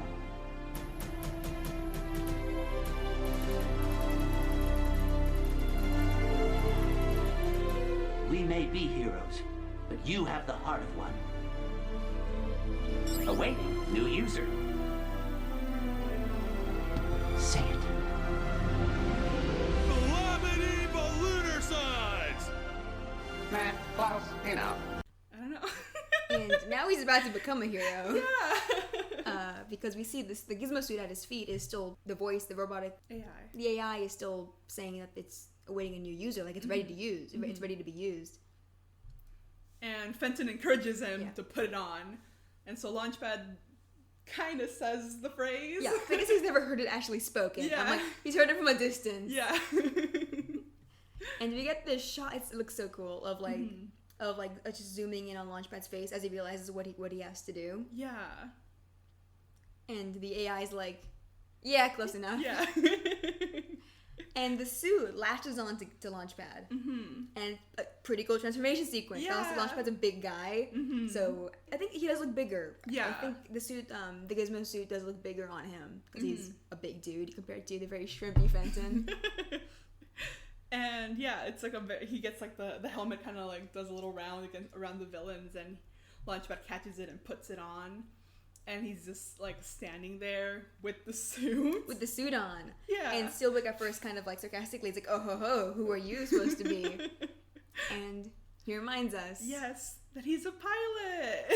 Another episode 1 callback. Woo! And I mean, he does a good job for being Launchpad. Yeah. And wearing this suit. I think a lot of people have pointed out that he does not crash the suit. He does not. He kind of stumbles a bit, but... Yeah, because that's fair. Yeah, it's like a unicycle. Yeah, he like takes off with the propeller and it's kind of unbalanced a bit, but he does manage to knock all the villains to the ground. Yeah. He gets his balance right as Bouncer grabs him. Yeah. But then he's like kind of struggling, and Glumgold is coming at him, but he shoots like a glove. No, the glove. Yeah. Yeah, the glove. Yeah, sorry, the boxer glove. Yeah. And it knocks Glumgold out. Yes. And then he uses the like Inspector Gadget extendo arms to go like 50 feet up in the air. Yeah. And does he just drop? Yeah. Bouncer? Yeah, he like breaks Bouncer's hold, and Bouncer falls. Yeah. And is obviously knocked unconscious and possibly killed. But no, he's fine. No, he's fine. Until it's just him and Steelbeak. I think he knocked out the rest. Yeah. And he lands in front of Steelbeak, and like a missile pops out of his shoulder. And Steelbeak's like, fuck this. Yeah, and just runs. He runs. And I'm like, dang, Fenton, you could have beaten him. Yeah. And in doing so, he drops the antenna ray and it breaks. Yes. And we can assume we'll see that it frees the villains from its control. And then the missile still goes off though. And Launchpad does wince at first, like, oh crap. Hopefully it didn't cause too much damage there. Yeah. But no, it looks like the explosion was enough to open the cell holding Lena, Manny, and Violet. And Goslin and Boyd. Yeah. And Manny like reintroduces himself. We've met. But yeah, like, I don't know, like I've never hidden that I'm like a Launchpad stan, and its moment just like I cried a lot watching it. It felt pretty rewarding. Because I mean, Launchpad has been the hero to heroes, and so I think here to actually see him like in the suit and like do well and win, like, is super cool. Yeah, like I'm like literally trying not to cry. Yeah. So like Launchpad is someone that's inspired people to be the best version of themselves. Like, I don't know, that's just like very special to me. And yeah, I'm glad he got like, I guess I didn't expect it to ever go anywhere. So I'm glad he got like, yeah, like you're also a hero and you can do great things, Launchpad. Like, these people love you. And I mean, I think in the podcast, which like he's in it, like he's someone that just affects a lot of people. Yeah. That's the kind of character that I really like. Yeah, and someone who's like just a really strong positive force for a lot of people. Yeah, oh my god. I mean, I think of a lot of the characters, I'm glad that he's the one who actually got like a good carry through of his arc, of his ongoing story, of his insecurities and his like issues with his self-esteem. Yeah. And obviously, like, I mean, being surrounded by all these heroes, he himself feels inferior. Yeah. Yeah, and then obviously here to have, I mean, those same people he inspired inspire him. Yeah. Holy shit. Yeah. Yeah. It's very good. He looks pretty good in the suit. He does. Obviously. Yeah. It makes me wonder if you're like part-time with Fenton. Because we've talked about this, that like Fenton gets tired, and he also like he wants to do his own thing. He wants to be like a scientist. Yeah, he wants to focus on accomplishments that don't require the suit. And I mean, the Dangerous Chemistry of Gandra D is about that, how he gets tired of it. Yeah, and Launchpad, we know, would not. And he would just do a good job. So yeah, it would be so fun to like part-time Gizmodo. Something I do see happening, and potentially Fenton even retiring it since we see a lot of him does focus on the science, on more being a scientist. Which is super interesting. Yeah, like I love that Derek would have to deal with partnering with Gizmoduck some of the time. Yeah, and super fun. Like really awesome culmination of his arc. Yeah. And then immediately to the set. Yes, God, immediately back to Bradford and this impending doom. Yes. Oh, fuck. Scrooge is trying to stall. Like, he's like, okay, I don't have much left that I can do. Yeah. So he's trying to stall by, like, very slowly reading through the entire contract. And Bradford is like, hurry up. Yeah. And Scrooge tries to be like, oh, can't use my glasses. Got a little smudge. Gotta go pop back home and go get a new pair. BRB. Yeah, I'm like, what do you think this is accomplishing?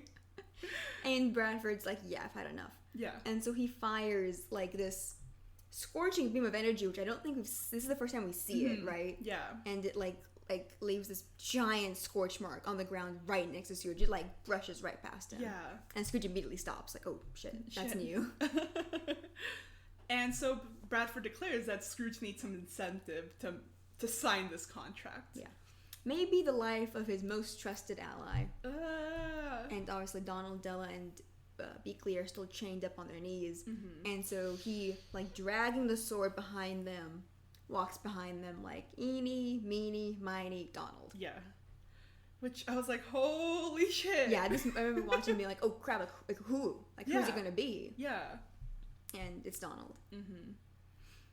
And so, Bradford is like, is it going to be your family or your adventure? Like, I'm going to give you till 5 to decide. Yeah.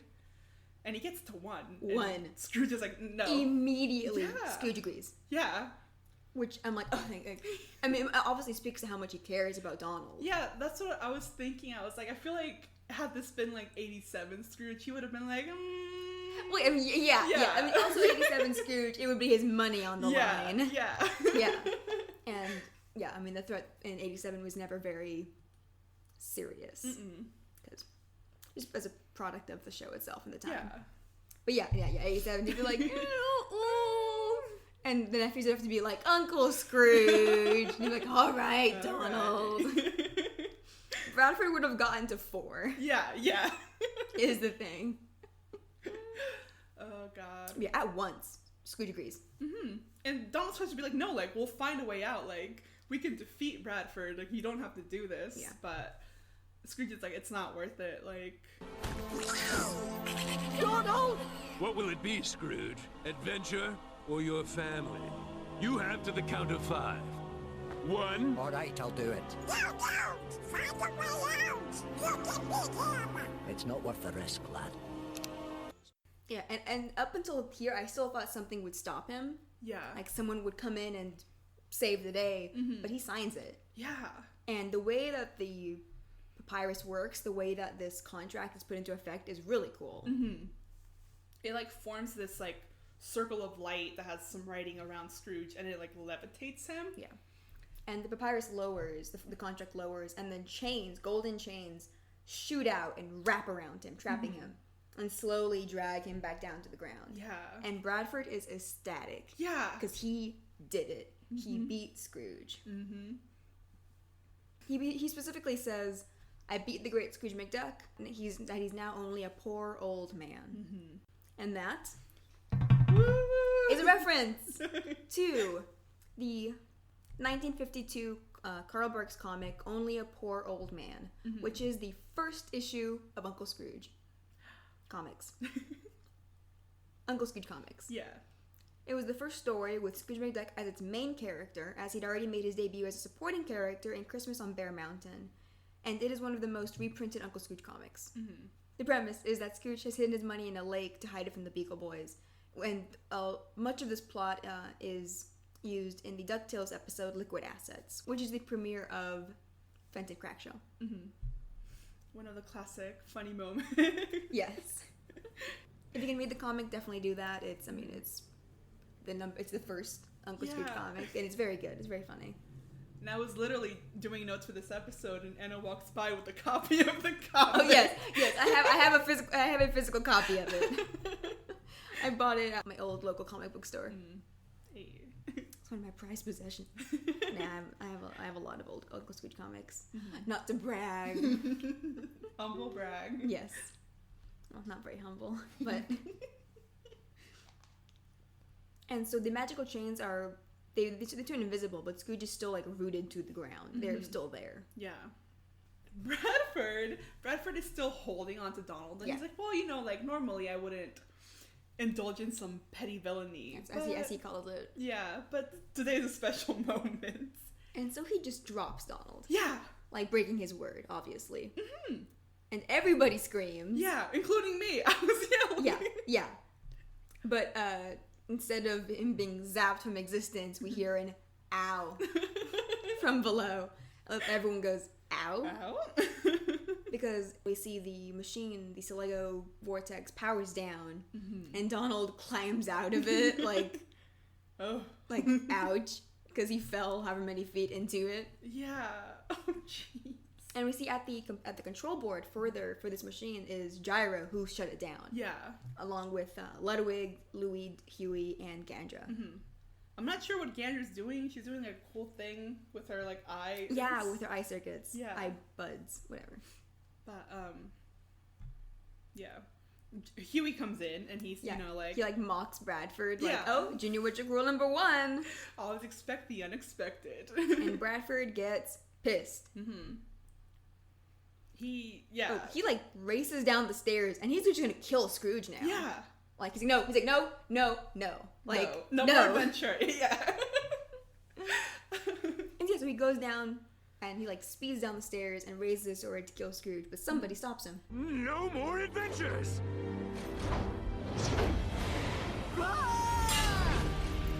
Get away from my dad.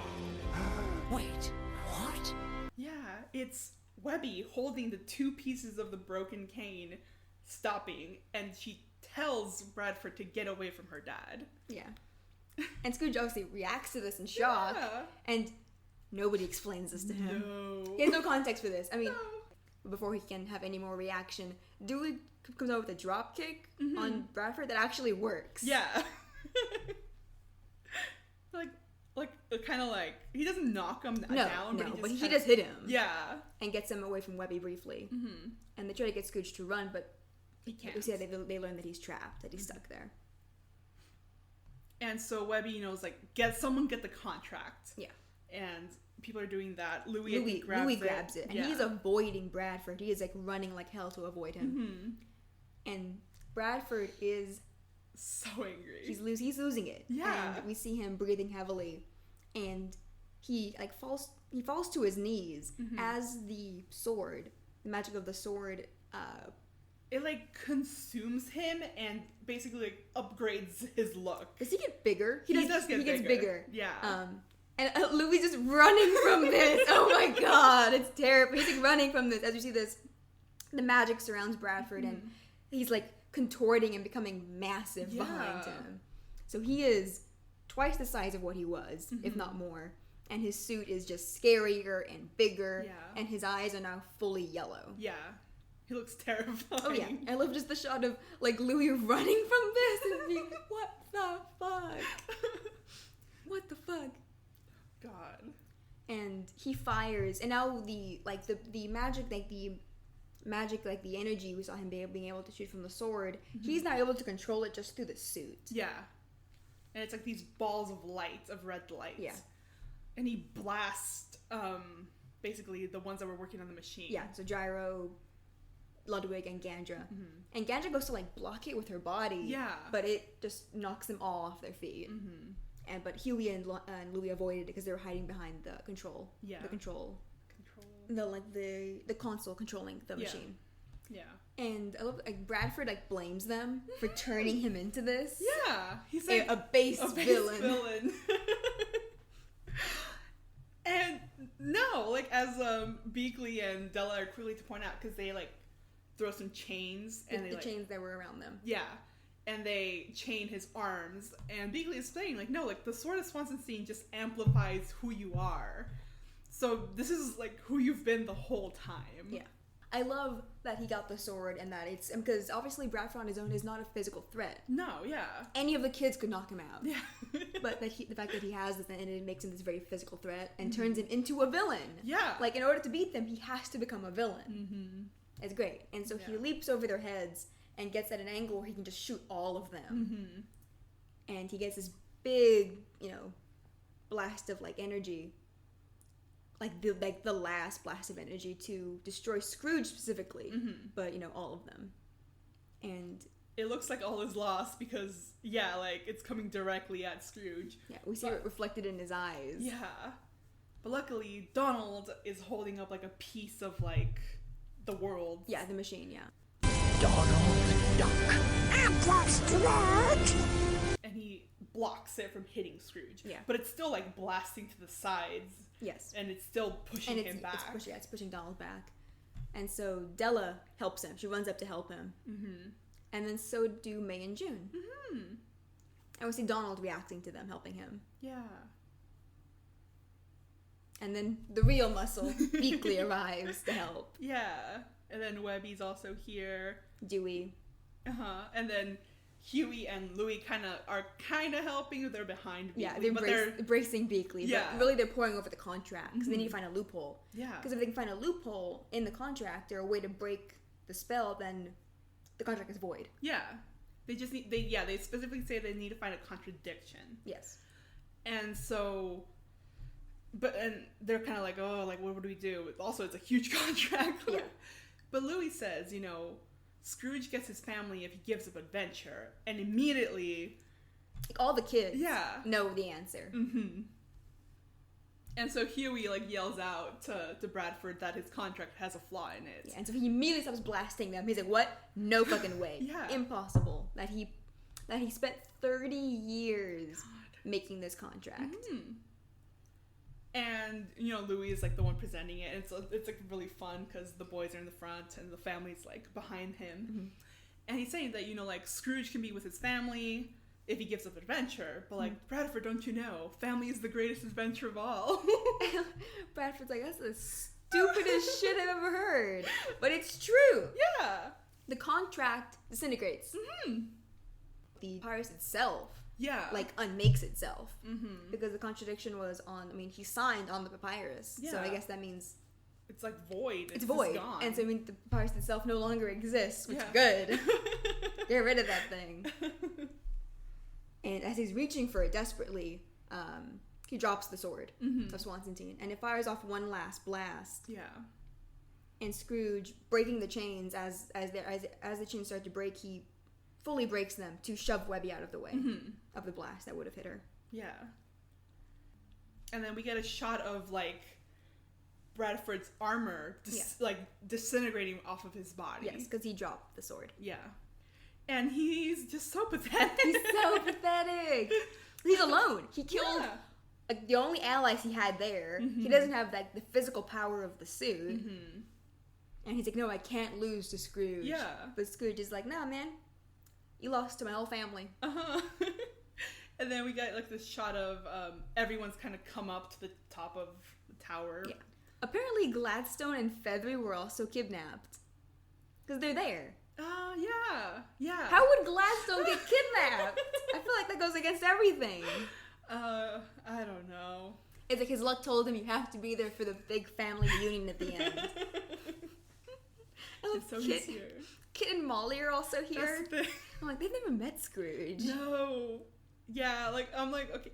Like, I love the sentiment, but some of these people, you do not know who they are, Scrooge. I forgot they were called. I was gonna call them the rescuers. The rescue rangers are here. Yeah. Scrooge doesn't know what or who they are. No. I mean, everyone's valid except for Kit, Molly, and the rescue rangers. Yeah. And we see the sky clears up, and pathetic Bradford is climbing up the steps trying to get away from them. I mean, there's nowhere to go. No. And I really liked how they ended this. Scrooge's true villains, basically, Magica levitating herself, Glomgold and the Beagle Boys, and Mob Eagle. And they just appear behind Bradford, who is at this point, like, cowering on the steps. Yeah. And they're all mocking him. Yeah. They're like, really? This is the guy who's supposed to be Scrooge's greatest villain? Pathetic. Glomgold's like, yeah, he's not even wearing a kilt. Amazing last line for Glomgold. But he tries to... I miss him so much. Whenever I look at a shark, I think of him. But Bradford is on his knees, like, insisting he's not a villain. And Magica's like, yeah, no, you're not. No. And I mean, instead of killing him, she immediately turns him into, like, an actual vulture. Yeah. He looks... an animal, non-anthropomorphic vulture, which is now, like, her pet. Yeah. He still has, like, the little collar and tie. Yeah. Really? And you're supposed to be Scrooge's greatest villain? He's not even wearing a kilt. Please, no. I'm not a villain. No, you certainly are not. And so Magica teleports them all away, like, all right, Scrooge, we're cool this time. We'll meet again soon. Yeah. And she teleports them all, away. Yeah. And that was fun. I like that, like, at the end of the day, Scrooge's true villains come in and, like, kind of brush up they come in with the dustpan and broom. The wannabe. Yeah. And then we get a shot of everyone cheering. Yeah. And you see Scrooge turns to Webby and, asks her, like, so you're calling me Dad? Yeah. And he doesn't ask. He does not ask any questions. He just accepts that she now considers him her dad. Yeah, that's the thing. Like, at this point, Scrooge does not know that it's, like, she's your clone. Yeah. He's just like, oh, like, yeah, I'm dad now. He's like, oh, okay, totally. Oh, which is sweet. But Beakley, come on. Aww. Like, I mean, the last time she and Webby interacted, it wasn't great. Yeah. And so she starts to walk away. Because, like, at this point, Scrooge and Webby are embracing, and she sees that, and she's like, okay, like, I'm leaving. But no, Webby immediately, like, runs after her. And, like, she grabs her by the hand. And Webby's, like, in tears but smiling, like they're reunited. Yeah. And she brings in Scrooge and Beakley to hug her, and then they're all just tackled by the rest of the family. Yeah. And a big family hug. Aww. It's really sweet. Yeah. Oh my goodness. I'm just like, again, it's such a complicated, convoluted family tree, but I love them all. Yeah. And we're at the end. We see the Sun Chaser, which, it looks like both wings have been reattached. Yeah. And there's, like, paneling on, like, a hole. Yes. The big hole that was apparently in the side of the plane has been just hastily patched up. And we see everybody in here. Fenton and Gander, that couple who just keep kissing in the corner. Yeah. Which, okay, they're justified this time. Yeah, she's been missing for a couple weeks. Yeah. And sigh. We get the carry-through of the gag. Yeah. Darkwing now believes that Launchpad was Gizmoduck the whole time. And never told him. No, and he's telling this to Goslin, who's like... She's like, I can't deal with this right now. Why do I even bother? Like, Darkwing, you were in the same room as both Gizmoduck and Launchpad. Like, the whole day. Yes. Yeah. Come on, guy, put some thought into it. Please. And then we see that Gyro is reattaching Boyd's body. Yeah, his head to his body. Yeah. And it's sweet. He's had him in his lap, and it's very sweet. Friendship bracelets have been made for May and June, I assume with magic. Yeah. Unless Lena has her kit somewhere. Yeah, she stashed it on the plane. But yeah. Just in case they make some new friends. And, June and May are kind of wondering what do they do now? Like, Heron's gone. I mean, she wasn't great, but she's all they had. But I mean, and Lena, who has some experience with this, assures them that they belong here. Yeah. Like, this is their family now. And Donald's already adopting them. Yeah, he's like, hey, Daisy, you got the adoption papers ready? Because he is informing Daisy that that the adventure they're going to take, how does she feel about some stowaways tagging along? Yeah. Aww. This man just picking up kids left and right. Like, he saw these kids. Anyone else gonna adopt them? And he did not wait for an answer. No. Webby is kind of observing this happen, and then she gets like a life vest put on her. Yes, by Scrooge, who is like, oh shit, I have fatherly duties now. Yeah. And Beakley immediately comes over and takes it off of her.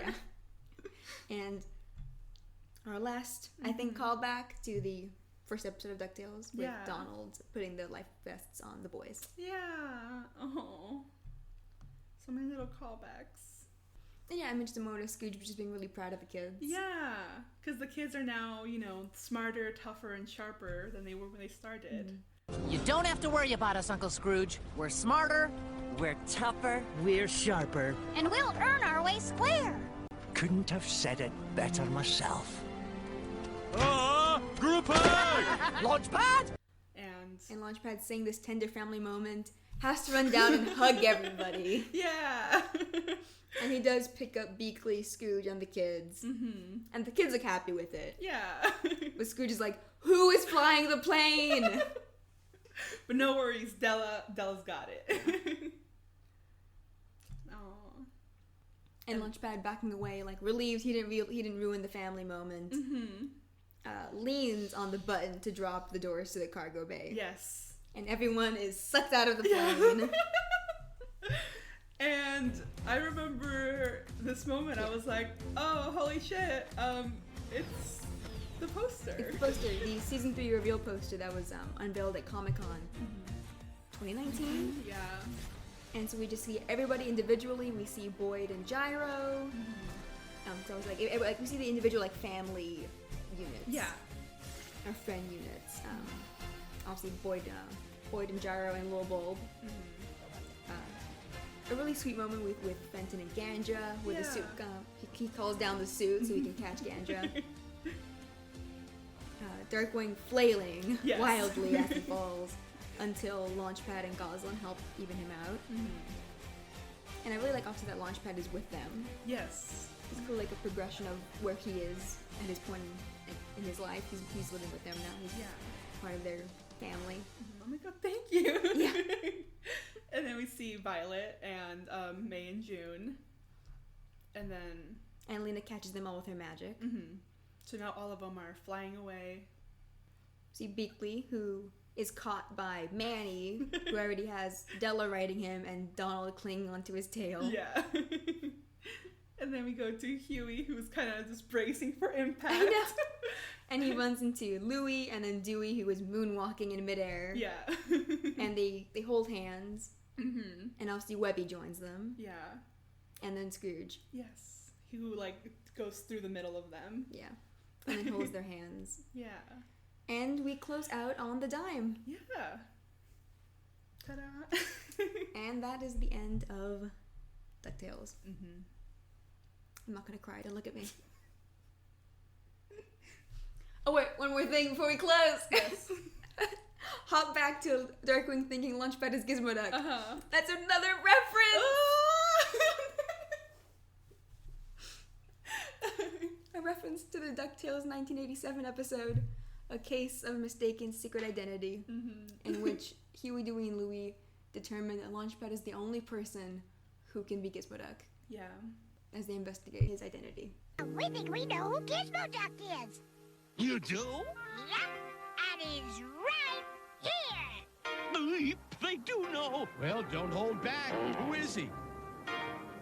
Here. No! It can't be me.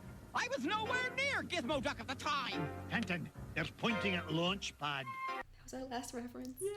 Oh. Now I'm gonna cry. Oh.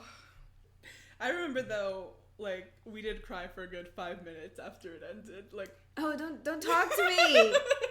don't talk to me. But yeah. Alrighty. Any thoughts? Any last thoughts before we get into questions? I guess as a series finale, I was satisfied with it. Yeah. Like, yeah, I mean, like, I know we said a lot of, like, oh, wish we would have expanded this, but, like, it is the finale. Like, yeah. I'm like, it could have been great. But yeah, like, I liked it. There was so many moments where I was just like, oh, fuck. I was so sure. I was almost, like, I was actually afraid of Scrooge, like, getting killed. Yeah. At multiple points. Yeah. Just because of how badly beaten up he gets. Mm-hmm. But, I think, yeah, similarly, as a finale, I was happy with it. I liked it. I was on the edge of my seat for most of it. And as much as obviously we wanted more, I think we just wanted more. Yeah. Like, obviously we would have liked a 4th season. Mm-hmm. But no, I really enjoyed it. Yeah. And obviously a big part of it is the culmination of our villain, which Bradford really came through. Mm-hmm. So. Yeah. And now we will get into questions.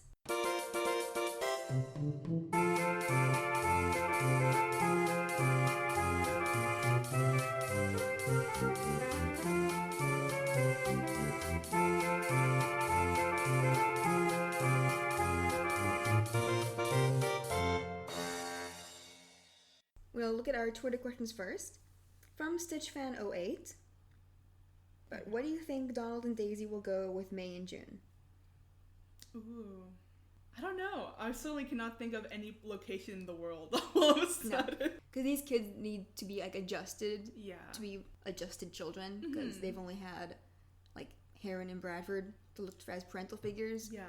And obviously being cloned and then raised in, like, by an evil organization. Yeah. They're gonna need some help. Mm-hmm. So. I don't know. I mean, I feel like they'd do a good job. Yeah. It's gonna be rough. But, yeah. Again, I would have liked to have seen it. I know. They're adopting kids and not even married yet. Yeah. What is this? Living in sin. Does the Disney Corporation approve of Do this? they?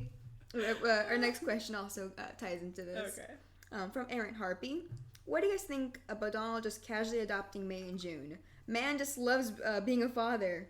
Also, did you guys guess Webby being Scrooge's clone?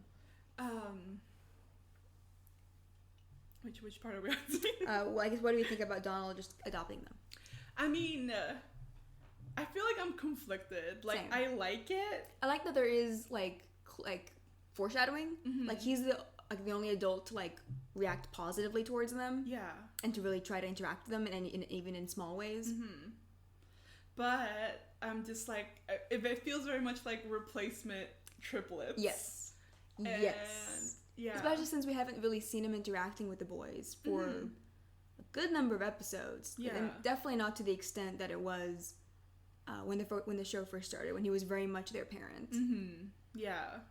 So it kind of felt like, oh, I'm moving on, so now I can get other children. Yeah, and leave the boys who I raised to Della. Yeah, yeah.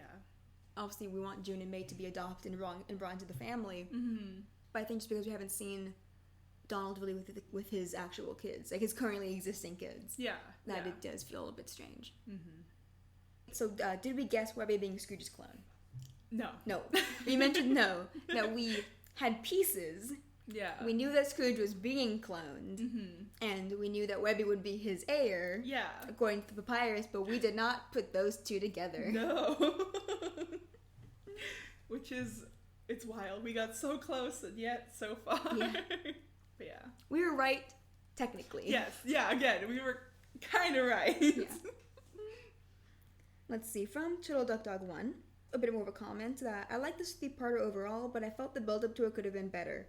There was so much jam-packed in this finale that it could have been nicer to have seen a more gradual build to it. The scene that gets me is when they mention the papyrus, and that Huey said it didn't show itself to anyone in the family, and that would have been a great episode with the family searching and searching, and it never shows. Yeah. Yeah, I mean, I didn't mind so much because we see it established. We know that's a thing that's going to come back later. Yeah, but I think in general, I did want that lead up. I think we've talked a lot of like usually the episode before the finale is a lead up to the finale, and it wasn't this time. Yeah, I don't know if I need the papyrus. I don't know because since Bradford is in that episode, he knows about the papyrus. Yeah, all that stuff. I think not about the papyrus, but just in general. A better lead up. Because obviously, as we said before, the episode before the finale is Life and Crimes of Scrooge McDuck, which has nothing to do with this. No. Absolutely nothing. Fowl isn't even mentioned. So, yeah, I think just an episode with just better lead up, a better segue into the finale. Yeah. Just to make arcs and character moments feel more better paced, I think. From 13, Mick Junkin, M. I like this three-parter. My only nitpicks is I guess we could have had the whole cast of characters come together in the climax, and I wish we could have had a moment where Webby reconciled with Lena over what happened before. What characters were missing from the climax? Oh god, I don't think anyone. Yeah. Right? I mean, I know that this finale had the largest cast of characters, even if they don't speak. Yeah. Obviously, most of them don't speak. Yeah. But, I don't know. I think we're right there. Yeah. But, obviously Lena, Webby blows up at Lena a bit in the first part, but I don't know, so much happens. Yeah. In between all that. Yeah. I guess it's implied that they make up, but yeah, I mean, again, like, I feel like the finale just sets up so many, like, questions of what will happen in the future. Yes. And I don't mind because I like the fact, like, you know, like, the adventure is gonna keep going. It's just like, I wish I could see it. Yeah. Yeah. Like, obviously, there's several Fowl agents who we know don't die. Yeah. So they can Steelbeak being obviously a very prominent one. So I guess, an easy implication being that Fowl will come back just as a fully evil organization. Yeah. This is my favorite title my favorite name for an account. Account made to ask questions on Amores Patos. Oh. Thank you. That's great. Isn't it weird how the end of Huey's plot was simply having other people accept his way of doing things? Louie and Dewey using the Junior Witcher guidebook to find him and remarking on how useful it is. He does get to say the big family adventure line, but I felt he deserved a solo hero moment. Yeah. Yeah, that's kind of what we were saying. An idea we had for a better build-up into the finale was if Bradford kidnapped the boys. Yes. Also, a way to explain the significance of that plinth that like summoned the papyrus there, because that one is never explained. No. Why you had to go there? Why couldn't you just exist? Yeah. And the papyrus appears to you. Like, is it like a summoning point? Yeah. We don't know the connection that it has to the papyrus. It's just implied. Yeah. So we were thinking that in a better lead up to the finale than the lack that is in Life and Crimes would be if Bradford, obviously realizing his clones didn't work, they're not the heirs. No. He's like, all right, maybe it has to be like natural. Yeah. Natural heirs. And so he kidnaps Huey, Dewey, and Louie and brings them maybe here and decides, maybe tries to get to Huey specifically. Yeah. Similarly to the way he did here. But if, say, the boys were bullying him beforehand and he is then more vulnerable to Bradford's manipulations. Yeah. And Bradford again like overhears the woodchuck part and you can still go about it a little bit the same, but the foundation is a little bit sturdier with that whole thing. And Huey, Dewey, and Louie being alone, and so Dewey and Louie having to maybe use the guidebook or having to use knowledge that Huey's just told them. Yes. Having to remember what he's told them to find him and free him. Yeah. That would have been nice. Yeah, and then it would have been a better way to have a way for the boys, for Huey to be appreciated for himself and have like this more culmination of that the way he does things isn't wrong. Yeah. Isn't inherently wrong. Isn't. Yeah. Because again, I feel like I've mentioned this so many times, but you see like the kind of like the rejection of Huey's ways of acting from a lot of people throughout the whole season. And, like, the moment that we get, it's, like, it's nice, but to me, I'm like, it's not enough. Yeah. They pay off with no build-up. Exactly, yeah. It wasn't, yeah. Yeah. And our final Twitter question. From Sewer Gem. If you could add one more scene to the finale, what would it be? I'm stuck between them explaining that, like, Webby's his actual clone, like it was like, all right, like it's like a sit down, like sees Ludwig, holy shit, you're still alive, congratulations on the kid, it's a girl, she's like 12 years old, congrats. Webby with her geriatric father. What's more than geriatric, because he's 150. Yeah, oh god. Like, so it's either that for me, or like we had said, like Fenton saying straight up to Darkwing, holy shit, dude, shut up, I am Gizmo Duck. Yeah. I think I would have liked the scene between Launchpad, Darkwing, and Goslin. Yeah. Since obviously they've become like a family unit since Let's Get Dangerous. I think I would have liked like a quiet or like a slower, focused scene with the three of them. Yeah. Don't know where that would have been. Maybe at the party, even. Yeah. I'm gonna assume Launchpad arrived with Drake. Mm-hmm. That would have been nice. Yeah, even something to give an indication as to like Goslin's place in Drake's life, because obviously we can assume he hasn't adopted her yet. Mm-hmm. Yeah. Yeah, that is our final Twitter question. Wow. And now for a Tumblr question. Yes. So we have a question from Niana, the ambiguous Mobian, I hope I pronounced that right, who asks, if DuckTales could have gotten renewed for season 4, what potential story arc would you have been interested in exploring during the season that would be new or hinted at during the earlier in the season, like Webby's newfound heritage, more development, more episodes with Donald, Launchpad's mysterious double life, etc. P.S. I really love listening to your podcast. Thank you so much. You listed so many fantastic fucking ideas. Yes. I think obviously the main threat would be Fowl. Mm-hmm. But it would be a new, like, rebranded, we're evil again, Fowl. Yeah. And probably with Steelbeak as the new director. Mm-hmm. Since he was hit with the Intel Ray, and that was never reversed. Yeah. Because we still have Phantom Blot, Pepper, Rocker Duck still living, and plenty of Fowl agents from Darkwing Duck who have not shown up and have not been relegated to Darkwing Duck television show status. Yeah. Like the Frozen 4. Mm-hmm. And Negaduck. Yes, I was about to say.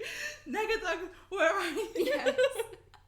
It would have been, like, kind of like... As like a secondary villain for Darkwing specifically. Yeah. Darkwing, Launchpad, and Goslin arc, because it didn't go anywhere. It didn't. We got the start of it, but we didn't get... Because we didn't even mention that I believe it's this part or the part previous, Darkwing does call Launchpad his sidekick. Mm-hmm. And it's like, whoa, wait. Yeah. That wasn't established in an episode. Yeah, so it's like... It's the implication that a lot has been going on with them as a family dynamic. Mm-hmm. But yeah, like... Negaduck, like, it would have been so cool to see. Yeah, I think basically we just want like Darkwing. We want we just want a Darkwing Duck show. Like DuckTales season 4 is just Darkwing Duck. Yeah, like we love Scrooge, we love Webby. They can guest star. Yeah, I think we basically just want a Darkwing Duck season that kind of takes over a fourth DuckTales season. Yeah. Just because the villains would have to be Fowl, Negaduck having prominence. It's all very Darkwing Duck related. Yeah. So, yeah. Would love to see Drake actually adopt Goslin. Yeah. Because that hasn't happened yet, and it hurts my soul. Yeah. Any other arc? I feel like it's just, for me, it's just things that I wanted in this season. Like, Donald, Della, Yeah, stuff that, should have happened earlier. Mm-hmm. Yeah. And we just want a Darkwing Duck spin-off. Yeah. To put it bluntly. Yeah. Darkwing Duck, please. Yes. We have a question from Anonymous. The one Fowl agent who's a dog. Okay. The one egghead. Okay. Yeah. Oh yeah. The one egghead who is a dog asks, how do you feel about the reveal of Webby not only being a relative of Scrooge but also his daughter? Does it feel like it was a random thing despite seeing a hint of cloning during an earlier episode, or did it flow naturally with all the insane things that happened with the finale? I thought it made sense. Yeah. Like, this has been foreshadowed since the first episode when Webby mimics Scrooge's pose in like when she first meets Huey, Dewey, and Louie. Yeah. And it's been foreshadowed a lot since then. We just were too blind to see. It just never occurred to us. I think it does make sense. I mean, biological daughter or not, it doesn't refute the found family aspect. Since before she knew about the cloning or anything, she still chose to be a member of the family. And I mean, her grandmother isn't her biological grandmother, and that's still her grandmother. Yeah. You good? You said everything. We have a question from Jay Sketchy who asked, what do you guys think happened to Pepper and the Blot post-finale? I love your podcast, and I'm excited to hear your thoughts on the Disney Afternoon pilot episodes, especially Gargoyles, and thank you for answering my silly questions. We have so much fun answering these questions. Yeah. It's fantastic. We get the stuff that we wouldn't have discussed in the episode. Yeah. I mean... So where Pepper and Blot go? I mean, they, Rocker Duck, and Stillbeak all seem to be buds. So they probably have like a group chat where they're like, oh my god, Heron's dead. Yeah. Like, everyone rendezvous at the Shakey's. Yeah. Like, let's figure out what to do now. Yeah, I mean, Blot is the kind of person that would not stop because they're still magical beings. He's got to hunt down. Yeah. And Pepper's like, oh hell yeah, let's go beat up some fools. Yeah. So their story carries on. Yeah, I'm sure. We have another question from Anonymous.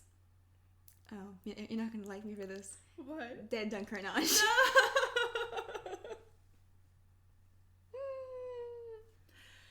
Rest in peace.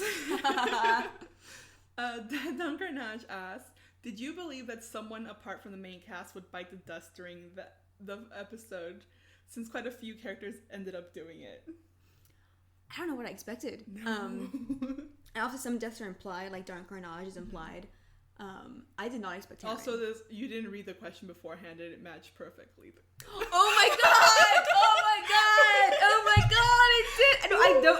Faby's the one who looked at all of our Tumblr questions. Yeah. Oh my god, it's perfect! Oh! Amazing! Oh! Love when that happens. Woo. But yeah. No. I mean, I didn't know who I expected. I mean, I didn't expect any deaths. No. I mean, we got our one, like, Ponce de Leon horrifying, like, instant aging, crumbling to dust death. That was fucked enough. Yeah. But, yeah, I don't know that I expected anyone to die. Yeah. Especially not someone like Heron, in the way that she did. Yeah, and I feel like once I saw Heron die, I was like, oh, these fools can do it. Like, yeah, oh my god, like, who's next? Wait. Like, I feel like when he's holding Donald over, I was like, they can't kill Donald. But I was like, but also, like, they just killed Heron. I'm like, but they can't kill Donald. It's Donald Duck. It's a legacy character. Yeah, I was like, holy shit. Yeah, I think... Definitely took me by surprise. Oh yeah. I'm glad they had the ability to kill off characters, because that's always fun and terrible. But yeah, God. Insane. Yeah. We have a question from Peanut Doodles who says, hey guys, wanted to know your favorite part of the finale. Something you were disappointed in with the finale. There's a lot of questions. We'll go one by one. Yeah. What was your favorite part of the finale? Oh fuck, like the whole thing? Yeah. Oh god. Okay, I need to think. Jesus. Okay.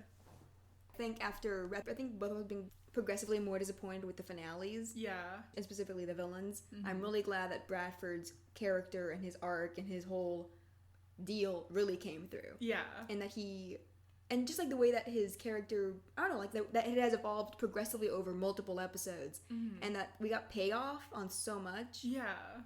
His plan was thought out and is threatening and is, evil. Yeah. And even with obviously all his denials of being a villain, the fact that he proves himself wrong. Yeah. That he makes himself the villain. Like, he is the villain. And that for all of his denials, like, that's what he is. Yeah. It was fun. Like, obviously, and it being highlighted very pointedly by his murder of Heron. Yeah. Same. Yeah, I'm also biased. Launchpad scene. I was gonna, I'm like, I know you're gonna see the launchpad scene, so I'll say, like, Bradford's whole arc. Yeah. No, yeah. It's great, because Yeah, like, I feel like when he's also, like, cackling, when he throws Donald, I'm just like, you're straight up a villain. Yeah, like, you're super evil. Like, you're straight up saying, I'm gonna, like, do some villainous shit for fun. Yeah. It's like, you're not indulging. You are a villain. Yeah. And I think, like, the hero's only ever as strong as the villain. And this is the strongest villain we've had. Yeah, I was definitely glad that Bradford came through, that my interest in the character paid off. So, that was nice. Hey. So now, something you were disappointed with in the finale. I guess it's the Huey thing. Like, I don't know. I think at that point, I also didn't expect anything for Huey anymore. Yeah. And so it's like, oh, a little moment of his, like, brothers using his beloved, like, guidebook. But it's like, can you give me more? Yeah, it's like a pittance. Yeah. Like, okay. Yeah. And also, like, the joke of Darkwing not knowing it's Fenton got a little long. And a little tired, yeah. I think, along with what you said, I think I wanted Donald to be more involved in the danger and in the threat of Fowl. Yeah. Because he and Della both seemed really disconnected from it. Yeah. In a way that didn't make sense. Like, considering the context, considering they're trying to deal with this evil spy organization who wants to potentially kill everyone. Like, maybe postpone your vacation. Yeah. Yeah. Anything else? No, I think besides what you said. Yeah. So now, what is our favorite DuckTales memory? Damn. Oh. We talk a lot about, like, the Drake Mallard reveal. Like, a lot. Yeah. Yeah. Because it's just a wild moment. Like, that whole episode is just a trip. I agree. I think The Duck Knight Returns is one of DuckTales' greatest accomplishments. This, that, and whatever happened to Della Duck. But obviously, we have a really soft spot for Darkwing. Yeah. Even before he showed up in the show. And I think, if we're talking about, like, the show itself. Yeah. I think realizing that they were bringing Drake Mallard into DuckTales, and the way they were crafting the character, I thought was very, very different, obviously, from his original iteration, and I really enjoy it. Like, the last crash, I just remember, like, that episode changed the game. Yeah. Like, holy shit. I feel like I just remember, like, seeing him slumped in that armchair, and it's something that, like, I could never forget. Like, just watching that, like, holy shit. Yeah. Yeah. That scene was a reference to Christmas on Bear Mountain. Yeah. I'm not sure if the mic picked that up. I'll make it louder. And finally, what do we think of the possibility of a Darkwing Duck spin-off with Frank and Gonis? And love the show and really enjoyed you guys' recaps and opinions. Thank you. I know Peanut Doodles has done some very lovely fan art of us. So we really appreciate them. I don't know. I feel like I've lost hope. Yeah. I mean, we haven't talked about it. Yeah. But there is supposedly a Darkwing Duck spin-off, or Darkwing Duck, reboot in the works by Seth Rogen. Yeah. Which does not make sense to me. No. Because he's currently working on a Ninja Turtles reboot. Which I'm concerned about that too, but that's a whole other story. And we haven't heard anything beyond the fact that this supposedly exists. Yeah. Or will exist. And ideally, I would like for this team to continue. Yes, because the way they've crafted the character is very specific and very, very good. Yeah. And also, there's existing plot lines they could continue and tie up. So it feels like a waste. Not a waste, but it feels like an incredibly poor decision not to use this existing character the way that it is now, the way that they've reimagined it and done. Obviously put in a ton of work into reimagining it this way. Yeah. But I guess I'll withhold judgment until it comes out. We have a comment from Black Flies in Blue Sugar who says, Scrooge trans. Scrooge trans. Scrooge trans. Happy Pride Month. Yeah. Happy Pride Month. Happy Pride. We have a question from Your Lunar Is Me, who asked, do you guys feel like some of the villains, especially the ones in Fowl, were underutilized? Like they had so much potential, but it wasn't really brought to fruition. Maybe if we had another season, they could have had a chance. Yep. Yeah. Yep. Yeah. Yep. I mean, yeah, they would have become the new heads of Fowl. Because, I mean, obviously, a lot of the Fowl stuff focused on Bradford and Heron as the heads of it, which does make sense. Yeah. But yeah, I mean, I imagine if there were to be a spin-off or a continuation, we'd have those agents as the heads of Fowl. And the focus would be more divided between them. Mm-hmm. Now they could really do fucked up shit. Yeah, there's nothing holding them back now. They're gonna go blow up an orphanage. Yeah, I feel like I want to see what Rocker Duck would do for some reason. Cause it's just him now, because he lost his Frankenstein henchman. Yeah, unless he like digs through the sand and somehow puts him back together again. Yeah. Like, what are you gonna do, dude? Yeah. Like, yeah. Yeah. And our final question is an anonymous question. Oh, gasp.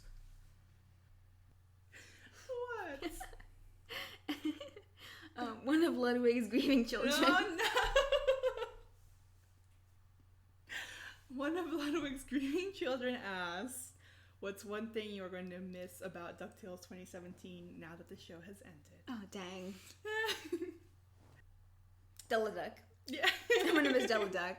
I really hope they do something with her. Yeah. Like, the show finally brought her into animation and did a really great job with her, and that would be a waste if they don't do anything else with the character. I'm like always like Space Mountain overlay, Della Duck. Let's go. Let's do it. I think Della Duck is a big one. And obviously this version of Darkwing. Yeah. And that if we don't get anything else from this version of Darkwing, be a real bummer. Yeah. I mean, not to be sentimental, but I'm gonna miss watching it and talking about it. Yeah. That's a big chunk of it. Yeah. Yeah. And the fact that we're not gonna be getting any new episodes. No. Is a bummer. To put it lightly. Yeah, to put it lightly. Big old bummer. It's wild. Yeah. Is that the end? I think so. I don't know. Yeah, I don't know. I'm gonna miss all the memes as well.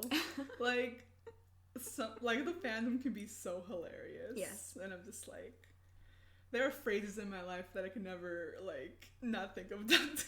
Yeah. And yeah. Thank you guys for joining us on this journey. Again, we'll be talking about DuckTales again next episode, but this is the last time we'll be talking about new content.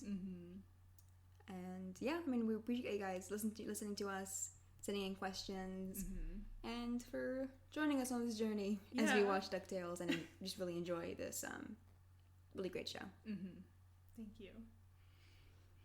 All right, I'm sad now.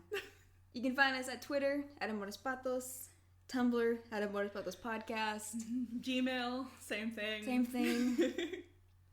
And we have a TeePublic store, which I'm going to plug, sadly.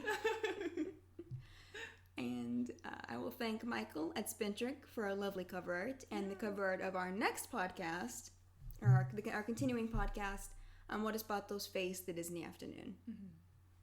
So again, thank you guys, and saludos amigos. Saludos amigos.